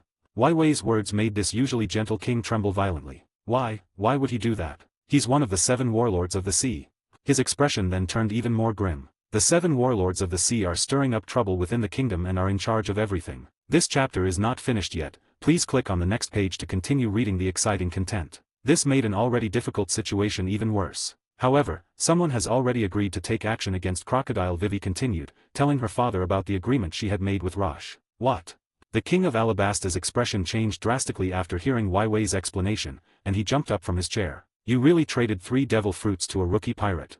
They are one of the member states of the world government and are subject to its jurisdiction and protection. How could I possibly make a deal with a pirate? She nodded slightly, then gave a heavy nod. Given the current situation, there is no other choice. Wei Wei, you're so foolish. The King of Alabasta sighed. These are 3 devil fruits. At crucial moments, it can elevate the overall strength of the Kingdom Guard to a new level. But it was used to make a deal with a pirate. Moreover, and most importantly, that pirate was a rookie pirate from the East Blue. Let him deal with Crocodile, one of the 7 warlords of the sea. How could they possibly win? From any perspective, this is an extremely unprofitable deal. It could also lure pirates into the Kingdom of Alabasta. It turned into yet another disaster. After all, pirates are all untrustworthy guys. How could a rookie pirate possibly stand up to the 7 warlords of the sea? The King of Alabasta shook his head and wiped his worried old face. Wei Wei explained with certainty, he's not just a rookie pirate, he's very strong. Even if he were to face one of the 7 warlords of the sea, he wouldn't be completely without a chance. The scene of instantly killing 2 agents from Baroque Works was so powerful that it was deeply etched into Wei Wei's heart. And this may not even be their full strength. She was willing to choose to believe in Luo Xiao. Chapter 37. Are the Navy just sitting around doing nothing? This kind of strength only warrants a 60 million bounty. Page 43. Enough, that's enough. The King of Alabasta interrupted Wei Wei's desire to continue. He knew the strength of the 7 warlords of the sea all too well. That's someone even the Navy headquarters has to respect. The fact that he was recognized by the Marine headquarters as a pirate already says something. If this rookie pirate is stronger than Crocodile, then why isn't he one of the 7 warlords of the sea? Clearly, in the eyes of the King of Alabasta, Wei Wei had been deceived. However, at that moment, a deafening sound suddenly erupted from inside the palace. Wood chips flew everywhere, and sand swept in. These rebels have already openly caused trouble in the palace. The Kingdom of Alabasta roared. Domestic rebel forces have been very active lately. There is a strong tendency for war to break out. If it weren't for these people, I really can't imagine who else would cause trouble in the palace at this time. A man dressed as a guard, carrying a long spear, hurried in. King, His Majesty the King. Crocodile, one of the 7 warlords of the sea, is fighting with someone. The King of Alabasta paused, his expression faltering. The 7 warlords of the sea got into a fight. Wei Wei immediately realized what was happening, her eyes lighting up. It's Luo Xiao, it must be him. Ikarim, take some men and go check it out. Upon hearing Wei Wei's words, the king immediately made a decision. Yes, Your Majesty. At the same time, on a leisurely little island, the beach was bathed in sunshine, and the fine sand was pure white. A huge parasol was placed on the beach, next to a table and a deck chair. There was a den mushi on the table, and on the recliner lay a man with short, curly black hair, sunglasses, and a stubble beard. He was wearing a yellow and white striped suit, looking relaxed and at ease. It was none other than Admiral Kizaru of the Marine headquarters, who was ordered to hunt down Luo Xiao. Right now, he's enjoying the sea breeze and sunbathing. Enjoy a pleasant business trip. Bula bula, bula bula. Just then, the den mushi on the table rang. Kizaru raised an eyebrow and reached out to take the den mushi. Moshi, mo. Sure. Kizaru's lazy voice rang out. After a few seconds of silence, Kizaru raised an eyebrow. A casual smile played on his lips. Next moment, a buzzing sound. A beam of light shot up into the sky. In a blink, they disappeared on the island. Only 2 sentences drifted away in the wind. The Kingdom of Alabasta. Finally found you. Kingdom of Alabasta. Battle scene. Crocodile, one of the 7 warlords of the sea, was panting heavily as he knelt on one knee on a patch of yellow sand. His teeth were grinding together. His eyes were fixed on Luo Xiao in the distance, his face extremely grim. Too strong. This newcomer from the East China Sea is incredibly strong. This is the conclusion he, a member of the 7 warlords of the sea, reached after this period of fighting. Regardless of what moves you use during the battle, both can be easily neutralized by the other party. There was absolutely no chance of winning. No vulnerabilities could be found. Terrifying speed, strength, and the ability to be immune to his own devil fruit powers. A sense of powerlessness spread deep into my heart. Damn it. What exactly is the Navy doing? Are they all just sitting around doing nothing? Such a powerful pirate, and he only offered a bounty of 60 million. Is this simply harming people?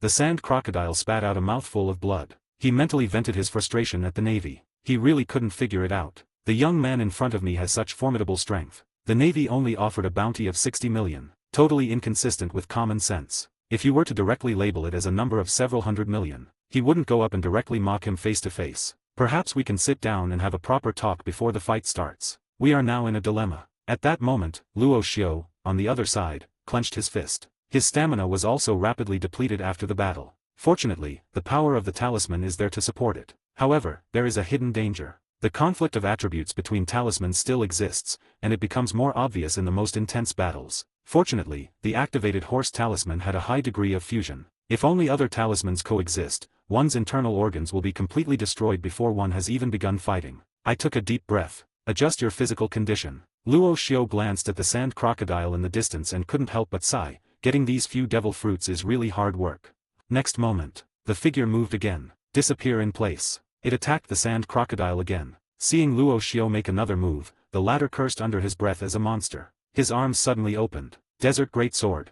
The words fell. A giant sword made of sand and gravel took shape in an instant. Boom boom boom. Luo Xiao arrived in front of the giant sword in an instant. With a powerful thrust of his arms, it was as if he were stirring up a vast, boundless river, or shaking mountains. Each punch landed heavily on the gravel. No more than the time it takes to breathe. Boom. Page 44. The giant sword shattered with a deafening roar, sending sand and gravel flying through the air before falling to the ground. This chapter is not over. Please click on the next page to continue reading. It was like a torrential downpour from the sky. However, this time what fell was sand and dust. What terrifying power.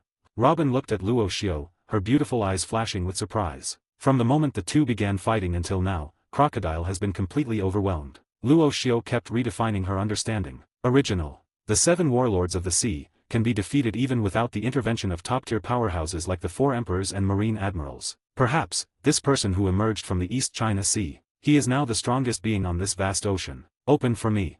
On the battlefield, the sand crocodile saw his attacks being smashed apart. His face immediately contorted in pain. The long, narrow scar that ran across his entire face looked like a moving centipede, throbbing. Luo Xiao merely glanced at Crocodile and sneered. This kind of anger won't do any good. Then, he punched him in the face. It slammed heavily into the other person's cheek. Fresh blood gushed from between his mouth and nose. Crocodile felt dizzy, as if several Rashus were in front of him, shaking their heads incessantly. His body involuntarily flew backward. President. See this scene. The agents of Baroque Works could no longer contain themselves. Trust the president? What's the point of believing that? They've made people hallucinate from the shock. A brush sound. The group of people stomped their feet on the ground and charged towards the sand crocodile. Mr. One was the first to be affected. He caught Crocodile as he flew out. I'll block this guy. Wake up the president.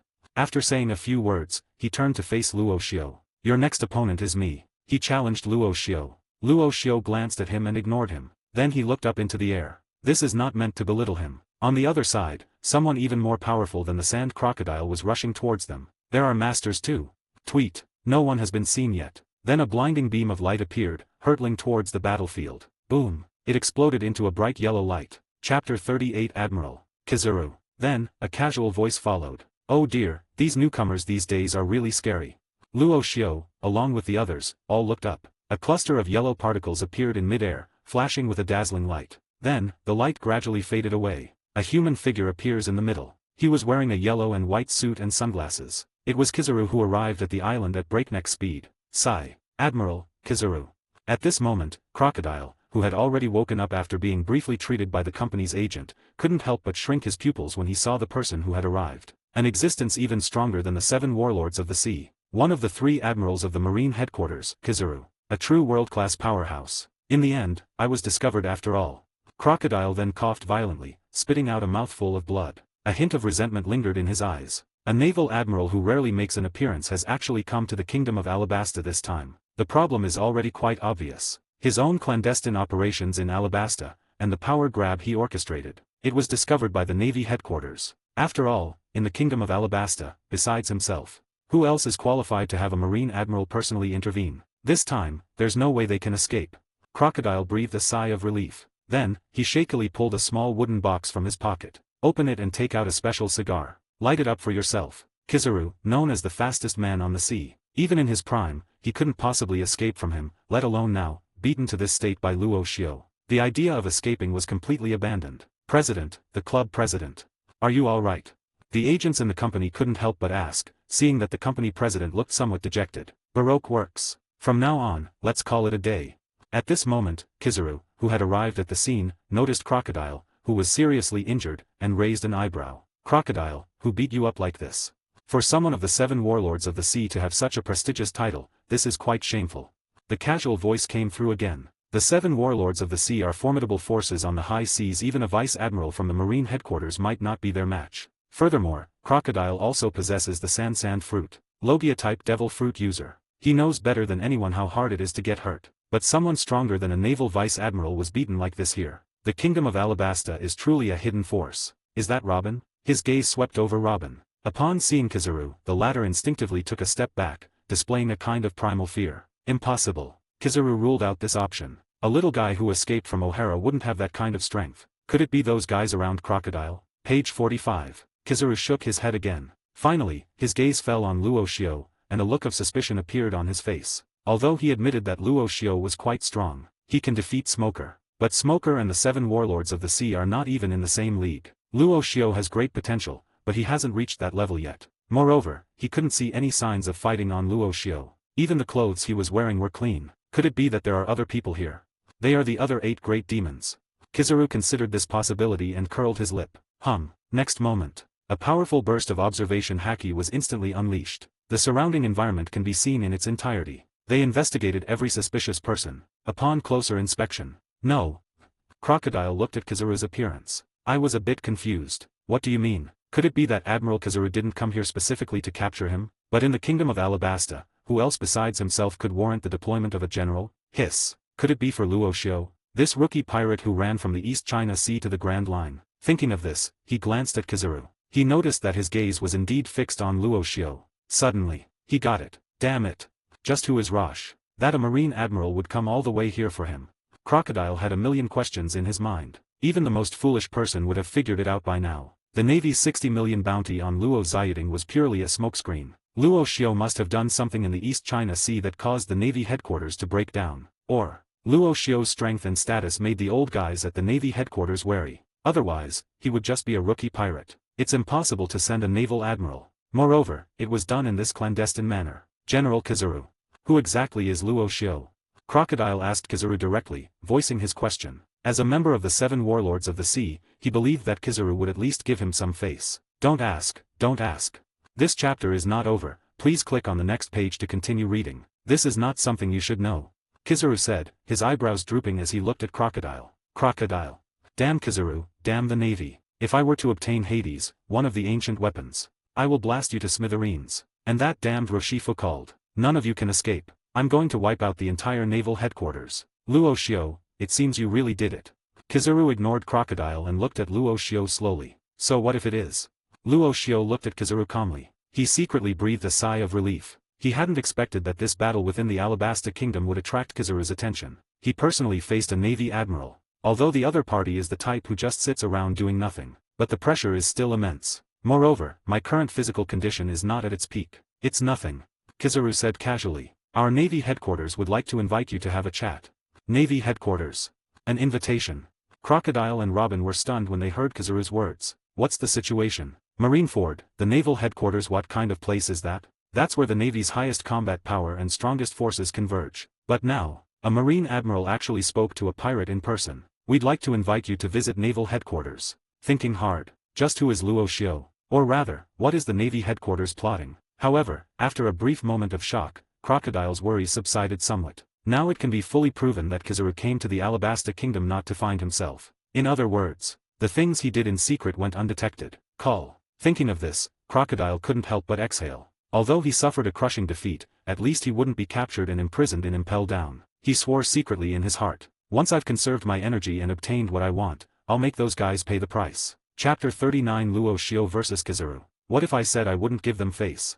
Luo Xiao asked, his eyes narrowing slightly. Invited to the Navy headquarters? Ha. Luo Xiao didn't believe that the other party would be so kind after he had damaged the Navy's prestige. Who knows, maybe he set up a bed, waiting to dissect himself. Oh my, these new recruits are not only terrifying, but also so polite. Kizaru drooped his eyebrows, pushed up his sunglasses, and took his other hand out of his pocket. Since that's the case, don't blame me for bullying you. He invited Luo Xiao out of his own hands because he was too lazy to do it himself. If you're rejected now, you have to try another approach. The Warring States period had given an order that this person must be arrested and brought back. The voice just fell. Kizaru raised his arm. Page 46. Hold out a finger. Yellow 5-pointed starlight condensed at the tip of his finger. SHHHHHH. After a series of whooshing sounds, a string of bright yellow beams shot towards Luo Xiao. Just before Kizaru made his move, facing the commander-in-chief, Luo Xiao, who was well prepared, instantly activated the rabbit talisman. Squatting on one leg represents the energy of speed flowing into the calf. He did not let his guard down in the slightest in front of a naval admiral. He stomped his feet hard on the ground. Boom! A huge crater appeared in the ground. Luo Xiao's figure vanished in an instant. A yellow laser beam exploded with a deafening roar. Golden energy raged, its power extraordinary. A huge plume of smoke rose up. Ho. When the smoke cleared, the spot where the beam of light had struck was scorched. Luo Xiao stood to one side, unaffected. Wow, that's fast. Kizaru raised an eyebrow as he saw Luo Xiao dodge his basic attack. However, in the next instant, he raised his right leg, beams of light particles converged, and said lightly, "Have you ever been kicked at the speed of light?" Accompanied by this lazy voice, Kizaru's right leg instantly transformed into an elemental form, radiating a blinding light that was too dazzling to look at directly. Almost at the same time, a tall figure appeared behind Luo Xiao at the speed of light. He kicked to the side. Luo Xiao, who was wary of Kizaru's speed, suddenly changed his expression. Raise your arm to your side to block the attack. Boom! The immense impact sent Roche plummeting downwards at an incredible speed. Boom! A huge crater, several meters in diameter, instantly appeared in the ground, with spiderweb-like cracks appearing in circles. A terrifying energy raged. The swirling air currents, like the waves created by throwing a stone into the sea, spread outwards in layers. Wherever it passed, sand dunes and rocks were shattered into pieces. Oh shit! We have to keep our distance from them. Crocodile said through gritted teeth, being supported by an agent from the company. The battle between the two. The energy it unleashes could overturn everything here. Even the slightest impact could cause huge casualties. I'm so badly injured right now, I don't want to just throw my life away like this. He also wanted to watch Luo Xiao get beaten so badly by the general that he couldn't take care of himself. Yes, President. The agent helped Crocodile to a slightly safer position with a better view. Robin also distanced herself. The battle continues. Inside the crater created by the blast, a black figure soared into the sky like a black lightning bolt. Luo Xiao landed to the side, his eyes peering through the billowing dust, pointing directly at Kizaru. So this is the strength of a general. Compared to Crocodile, one of the 7 warlords of the sea, he's more than one level stronger. Luo Xiao thought to himself. Previously, he fought Arlong in the East Blue, then Smoker on Sumire Island, and just now he defeated Crocodile. They won every single time. When truly facing a naval admiral, the pinnacle of combat power in this vast ocean, an immense pressure washed over me. Luo Xiao suppressed the restless energy within his body and exhaled a breath of stale air. This commission. We still need fewer devil fruits.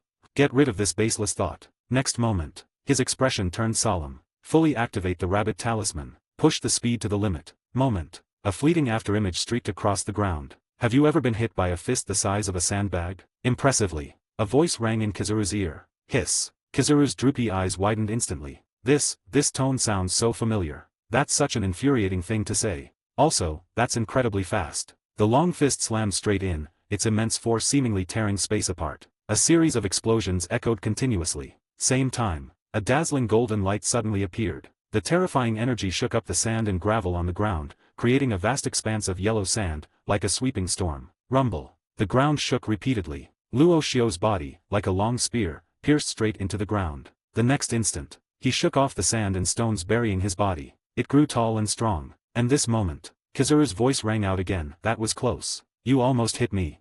So this is the abnormality of the glint fruit.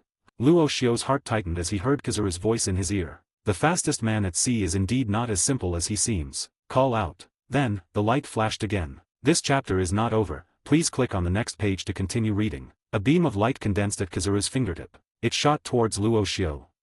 The momentum suddenly increased. The rabbit talisman was cast once again. Luo Xiu instantly moved several dozen meters away. A beam of yellow light barely grazed the skin before bursting into a burst of yellow light behind it. The air currents were enormous. Page 47. Smoke billowed. You're really skilled.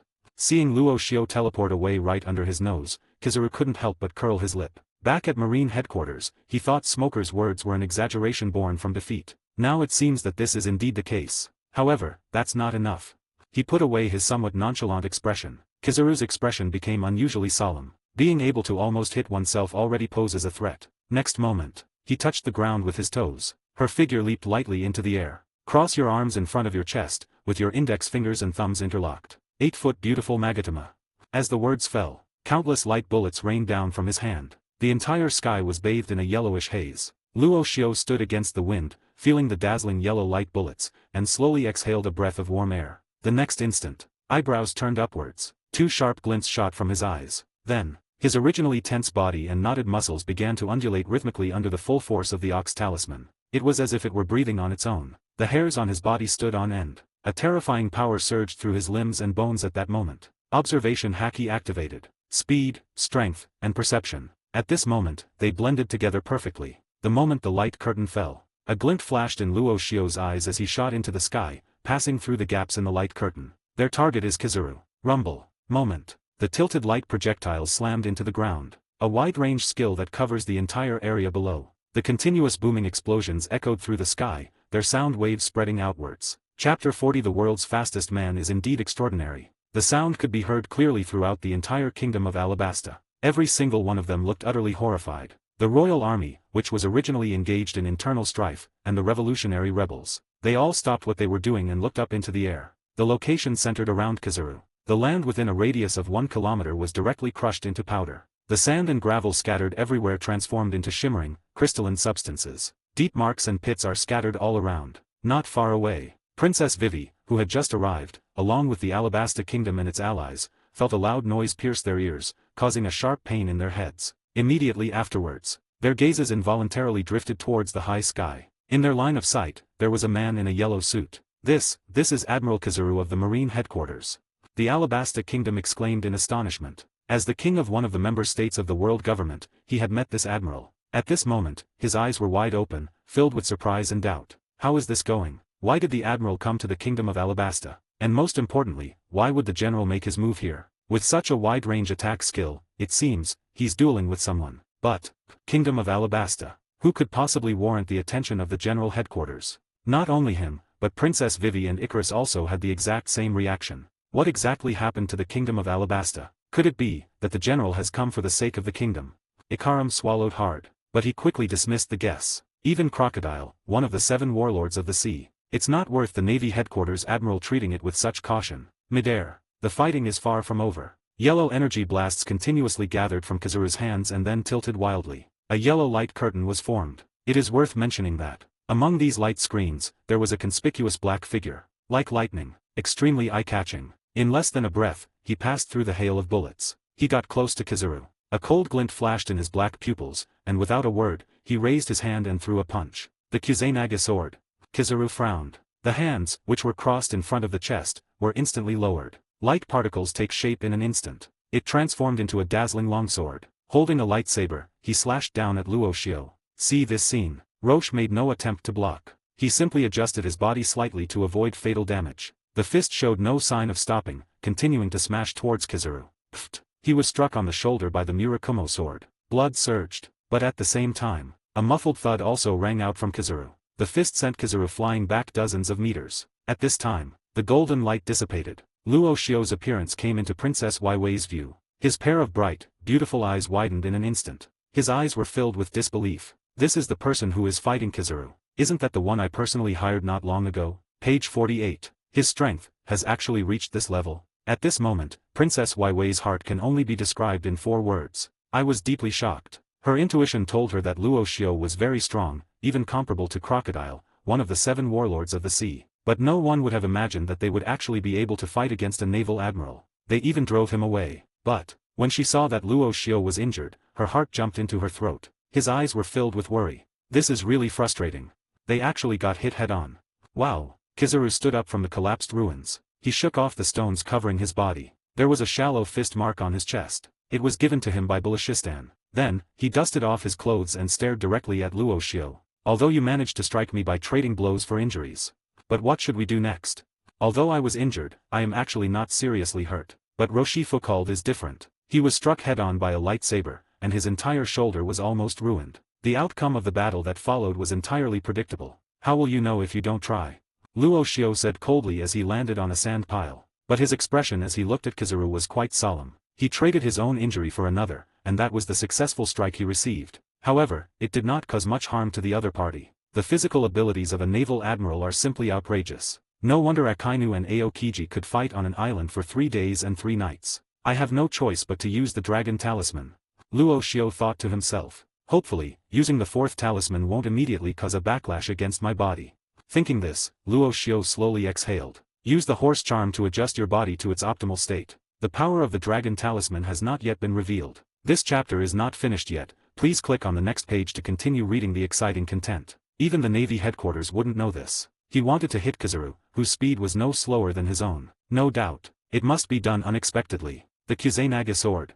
Kizaru smirked, neither agreeing nor disagreeing with Luo Xiao's words. The lightsaber in his hand took shape again. His gaze was fixed on Roshi's shoulder. Starting from here is undoubtedly the best choice. It would neither accidentally kill Luo Xiao nor prevent him from resisting. However, at this moment, Kizaru's eyes widened slightly as he looked at Luo Xiao. At this moment, in his line of sight, the sword wound on Luo Xiao's shoulder was healing at a speed visible to the naked eye. In just a few seconds, it was completely restored. Apart from the cut clothing, there was no trace of the damage. Healing ability. Kizaru raised an eyebrow and suddenly remembered the report about Luo Xiao, which mentioned that he had a very strong healing ability. They suspect he is a devil fruit user. During this period of fruitless pursuit, I almost forgot about this. Kizaru couldn't help but shake his head. I'm getting old. It is fast, powerful, and can heal itself. What a troublesome guy. Soon, though, he pursed his lips again, because that alone is not enough. Having learned his lesson the first time, he wouldn't fall for it a second time. Luo Xiao's defeat was inevitable. It was only a matter of time. The momentum suddenly increased. Wielding the Kuzenagi no Tsurugai, which shone with golden light, Kizaru transformed into a dazzling burst of photons and attacked once more. In a blink, then he appeared behind Luo Xiao. He raised his hand and slashed downwards with his sword. Luo Xiao moved instantly, his body teleporting away from its original position. The lightsaber struck a blur. Next moment, Luo Xiao's fist, which had been gathering power, struck the moment Kizaru missed. He slammed it hard to his side. Bang bang bang. The fierce clashes produced a series of explosive sounds. Up in the air, 2 figures, one yellow and one black, flashed and collided one after another. Every clash generates boundless shockwaves. The earth was ravaged by terrifying energy. Yellow sand fills the sky. The scene was terrifying, like hell on earth. During this time, Luo Xiao was hit by Kizaru's lightsaber several times, but he recovered each time thanks to his self-healing ability. Kizaru wasn't having an easy time either, having to be wary of Luo Xiao's punches and kicks every time he made a move. Sigh. How could Luo Xiao be so strong? In the distance, Crocodile watched Luo Xiao, who was locked in fierce combat with Kizaru, his eyes filled with disbelief. He's definitely hiding a huge secret. His eyes gleamed with certainty and conviction. With a bounty of 60 million, it's worth being arrested by a naval admiral. Given Ming Loxia's strength, the Navy headquarters must know something about it. But, not many. Otherwise, Kizaru wouldn't have made that expression. Thinking of this, Crocodile cursed under his breath. Depend on that guy, Roshi Foucault. They clearly have the ability, but they deliberately hide it, pretending to be weak to fool others. He became the one who got eaten. Wrong. He can go toe-to-toe with Kizaru. Failing is not something too shameful. From this unusual perspective, Crocodile felt a little more at peace. Page 49. Chapter 41. Dragon Talisman. Explosive Power. Compared to Crocodile's thoughts, Princess Vivi on the other side was so shocked that her mouth dropped open. Crocodile. She spotted the sand crocodile being guarded by the company's agents. The golden hook-shaped arm was shattered, the chest was caved in, and blood was flowing from the corner of the mouth. I can't believe my eyes. Crocodile, one of the 7 warlords of the sea. He actually got beaten up like this. Subconsciously, Princess Weiwei looked at Luo Xiao. Is it him? Rumble. The battle continues. The deafening sound reverberated deep within people's hearts. The battle between the naval admirals was extremely fierce. Everywhere was crumbling land, and sandstorms filled the sky. The yellow figure and the black figure collided, separated, and collided again. The powerful shockwave seemed to shatter the clouds in the sky. Suddenly, Kizaru's figure appeared behind Luo Xiao. Golden photons converged at that moment, and then kicked toward Luo Xiao at the speed of light. Boom! A dull voice sounded. It felt like being struck by lightning from behind. Luo Xiao was sent flying backwards. Like a meteorite falling from the sky, it was instantly kicked dozens of meters away. Chase after victory. Kizaru clasped his hands together in front of his chest, one above the other. Yet a mirror. With a single sentence falling, photons appeared in the palm of the hand, forming an elliptical ball of light. It resembles a mirror enveloped in yellow light. Next moment, the beam of light emanates from the mirror. It went through several turns in space. In an instant, Kizaru arrived above Luo Xiao. The Kuzenagi sword, formed from photons in an instant, slashed fiercely downwards. It was a powerful and overwhelming force, like a bombardment with the force of 10,000 pounds. Terrifying photon energy raged through the air, distorting space. Rumble. Bang bang bang. Several more loud bangs followed. The earth seemed to be trembling. The entire Alabasta capital city was shaken as if by an earthquake. The earth was torn open, creating a huge chasm, with sand and stones flying everywhere and suspended in mid-air. Terrifying and ferocious. Countless buildings were razed to the ground in an instant. Fortunately, the surrounding crowd had already been dispersed from the battle zone. Although the commotion was loud and attracted many people, it did not cause any casualties. Kizaru's light-speed kick, combined with the Amano Murakumo sword. The energy it unleashed was terrifying. Seeing this, Princess Waiwei's heart, which had just settled down, couldn't help but jump again. Oops. You're not going to die. Kizaru looked down at the billowing smoke and the terrifying crater below and spoke slowly. If he really dies, that would be a real problem. I need to think about how to explain this to the marshal. He slumped over, touched his chin, and said somewhat angrily. The Warring States Marshal once said that. We must bring them back alive. After all, we also need to know about other demons. However, at this moment, a sense of danger suddenly arose. Under the sensory abilities of observation haki. Behind. Kizaru. Are you trying to tickle me?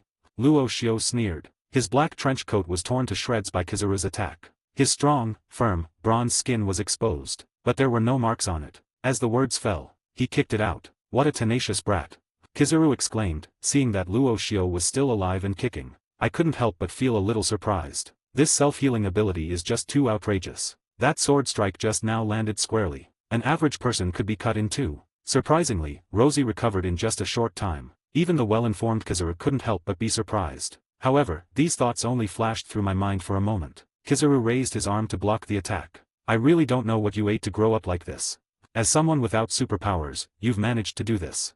This was a question that came from the bottom of his heart. I've seen all kinds of people on this vast ocean. They've fought quite a few top-tier experts. But it has this ability to recover. Rarely seen. It seems that, in my memory, only Kaido, one of the 4 emperors, has the ability to be invincible. Kaido is a devil fruit user. It seems there isn't a single person who has reached this level purely through physical ability. Hiss. Think of this. Kizaru frowned slightly. This guy is dangerous. It may be even more dangerous than the 4 emperors in the future. We must not allow it to grow up smoothly. The lightsaber swung up and slashed down again. Luo Xiao listened to Kizaru's rambling. They had absolutely no intention of striking up a conversation. With a sudden shift in his aura, he dodged the oncoming lightsaber. Then another kick. Page 50. Although I am quite old.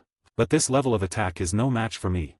Kizaru reached out and grabbed Luo Xiao's kicking leg. I've already learned my lesson once. How could they let Roche succeed again? Kizaru had Luo Xiao completely under his control. This time, you can't escape. A slightly comical expression appeared on his face. Kizaru held Luo Xiao in one hand and raised his lightsaber with the other. Next moment, the lightsaber fell. It points directly to the location of Luo Xiao's spine. This place was hit. This chapter is not over. Please click on the next page to continue reading. It can instantly render a person incapacitated. However, there was no way that Luo Xiao would surrender so easily. Using the waist as the point of force and the grabbed ankle as the point of rotation, the body rotates instantly in the air at an incredible angle. The other leg, driven by the power of the waist. Like a whip, he slapped hard across Kizaru's cheek. Its terrifying speed, coupled with immense force, was like a cannonball coming straight at you at close range. Sensing danger, Kizaru's expression suddenly changed. I never expected this young man to be so ruthless. They actually sacrificed one of their own legs just to hit themselves head-on. It was unexpected. But, finally, I realized what was happening. In the instant the whip kick came, Kizaru transformed his head into an element. That was close. Kizaru thought to himself. I almost got hit head-on again. However, this is not the end. The instant his head transformed into an elemental form, sudden, a burst of intense heat shot out from Luo Xiu's mouth, extremely fast. Kizaru, who had just dodged the whip kick. Their minds weren't on defending against the next attack at all. By the time he finally realized what was happening, the light of the flowers had already enveloped the entire field of vision. Boom! A violent explosion occurred in the air. Flowers bloom everywhere. Like a magnificent salute, it bursts forth. The surrounding temperature suddenly rose a bit. Rumble. 100 meters away. A cluster of photons appeared as it disappeared into the distance. Then it coalesced into the shape of Kizaru. However, he looked quite disheveled at this moment. The area above the neck is intact, but the yellow glasses he was wearing on his face disappeared. The Navy Justice cloak, reeking of burning heat, was tattered and torn. More importantly, blood was dripping from the tattered clothes. The area between the waist and chest was a bloody mess. The rest of his body was also covered with tiny wounds. The wound is not big, but it was still quite shocking. This is a Navy Admiral. Chapter 42. This newcomer is beyond imagination. The Admiral is injured, and it's in the hands of a rookie pirate. This is impossible. At this moment, and it actually happened. Robin stared blankly at the scene. This is a Navy Admiral. She felt it was all unreal. This rookie pirate managed to injure Kizaru after defeating Crocodile. It's unbelievable. In mind, she couldn't help but recall that scene from her childhood on O'Hara Island. Kizaru and other marine soldiers, along with a vast fleet of marine warships, launched a buster call against them. Flames filled the sky, and the sounds of carnage echoed endlessly. The brutality of the battlefield is strikingly similar to what is happening before our eyes. But the difference is that Kizaru, who was incredibly powerful in her heart, and whom she even feared from the depths of her soul, this time it seems, it's not just her. Princess Vivi was equally shocked. It's as if my entire worldview is being subjected to a huge shock. Crocodile was also trembling. Luo Xiu was already surprised that he could exchange a few blows with Kizaru without being defeated outright. But now, surprisingly, they started to gain the upper hand and injured Kizaru. And, most importantly, what was that explosion and flames just now? That's not yellow. This doesn't look like Kizaru's glint fruit ability. Could it be that this is Luo Xiu's ability? The ability to trigger an explosion. Think of this. Crocodile's heart skipped a beat. When Luo Xiu was fighting me, he was actually holding back his true strength. He is also a devil fruit user. Boom. Crocodile felt as if his head had been struck by lightning. Hi guys. I made a paid service in Telegram where you will find a great collection of fanfiction audiobooks organized and regularly updated. What you get? An unlimited access to the full audiobook library. New fanfiction audiobooks added regularly. You can play audios directly from Telegram anytime. Joining our service is available through a monthly subscription of $5. You can pay using PayPal or Ko-fi. So what are you waiting for? Send me a message on Telegram or Discord. I will provide the payment details. After the payment is confirmed, you will receive access to the private Telegram channel containing all audiobooks. If you enjoy fanfiction and prefer listening instead of reading, this library is made for you. Message me anytime to join.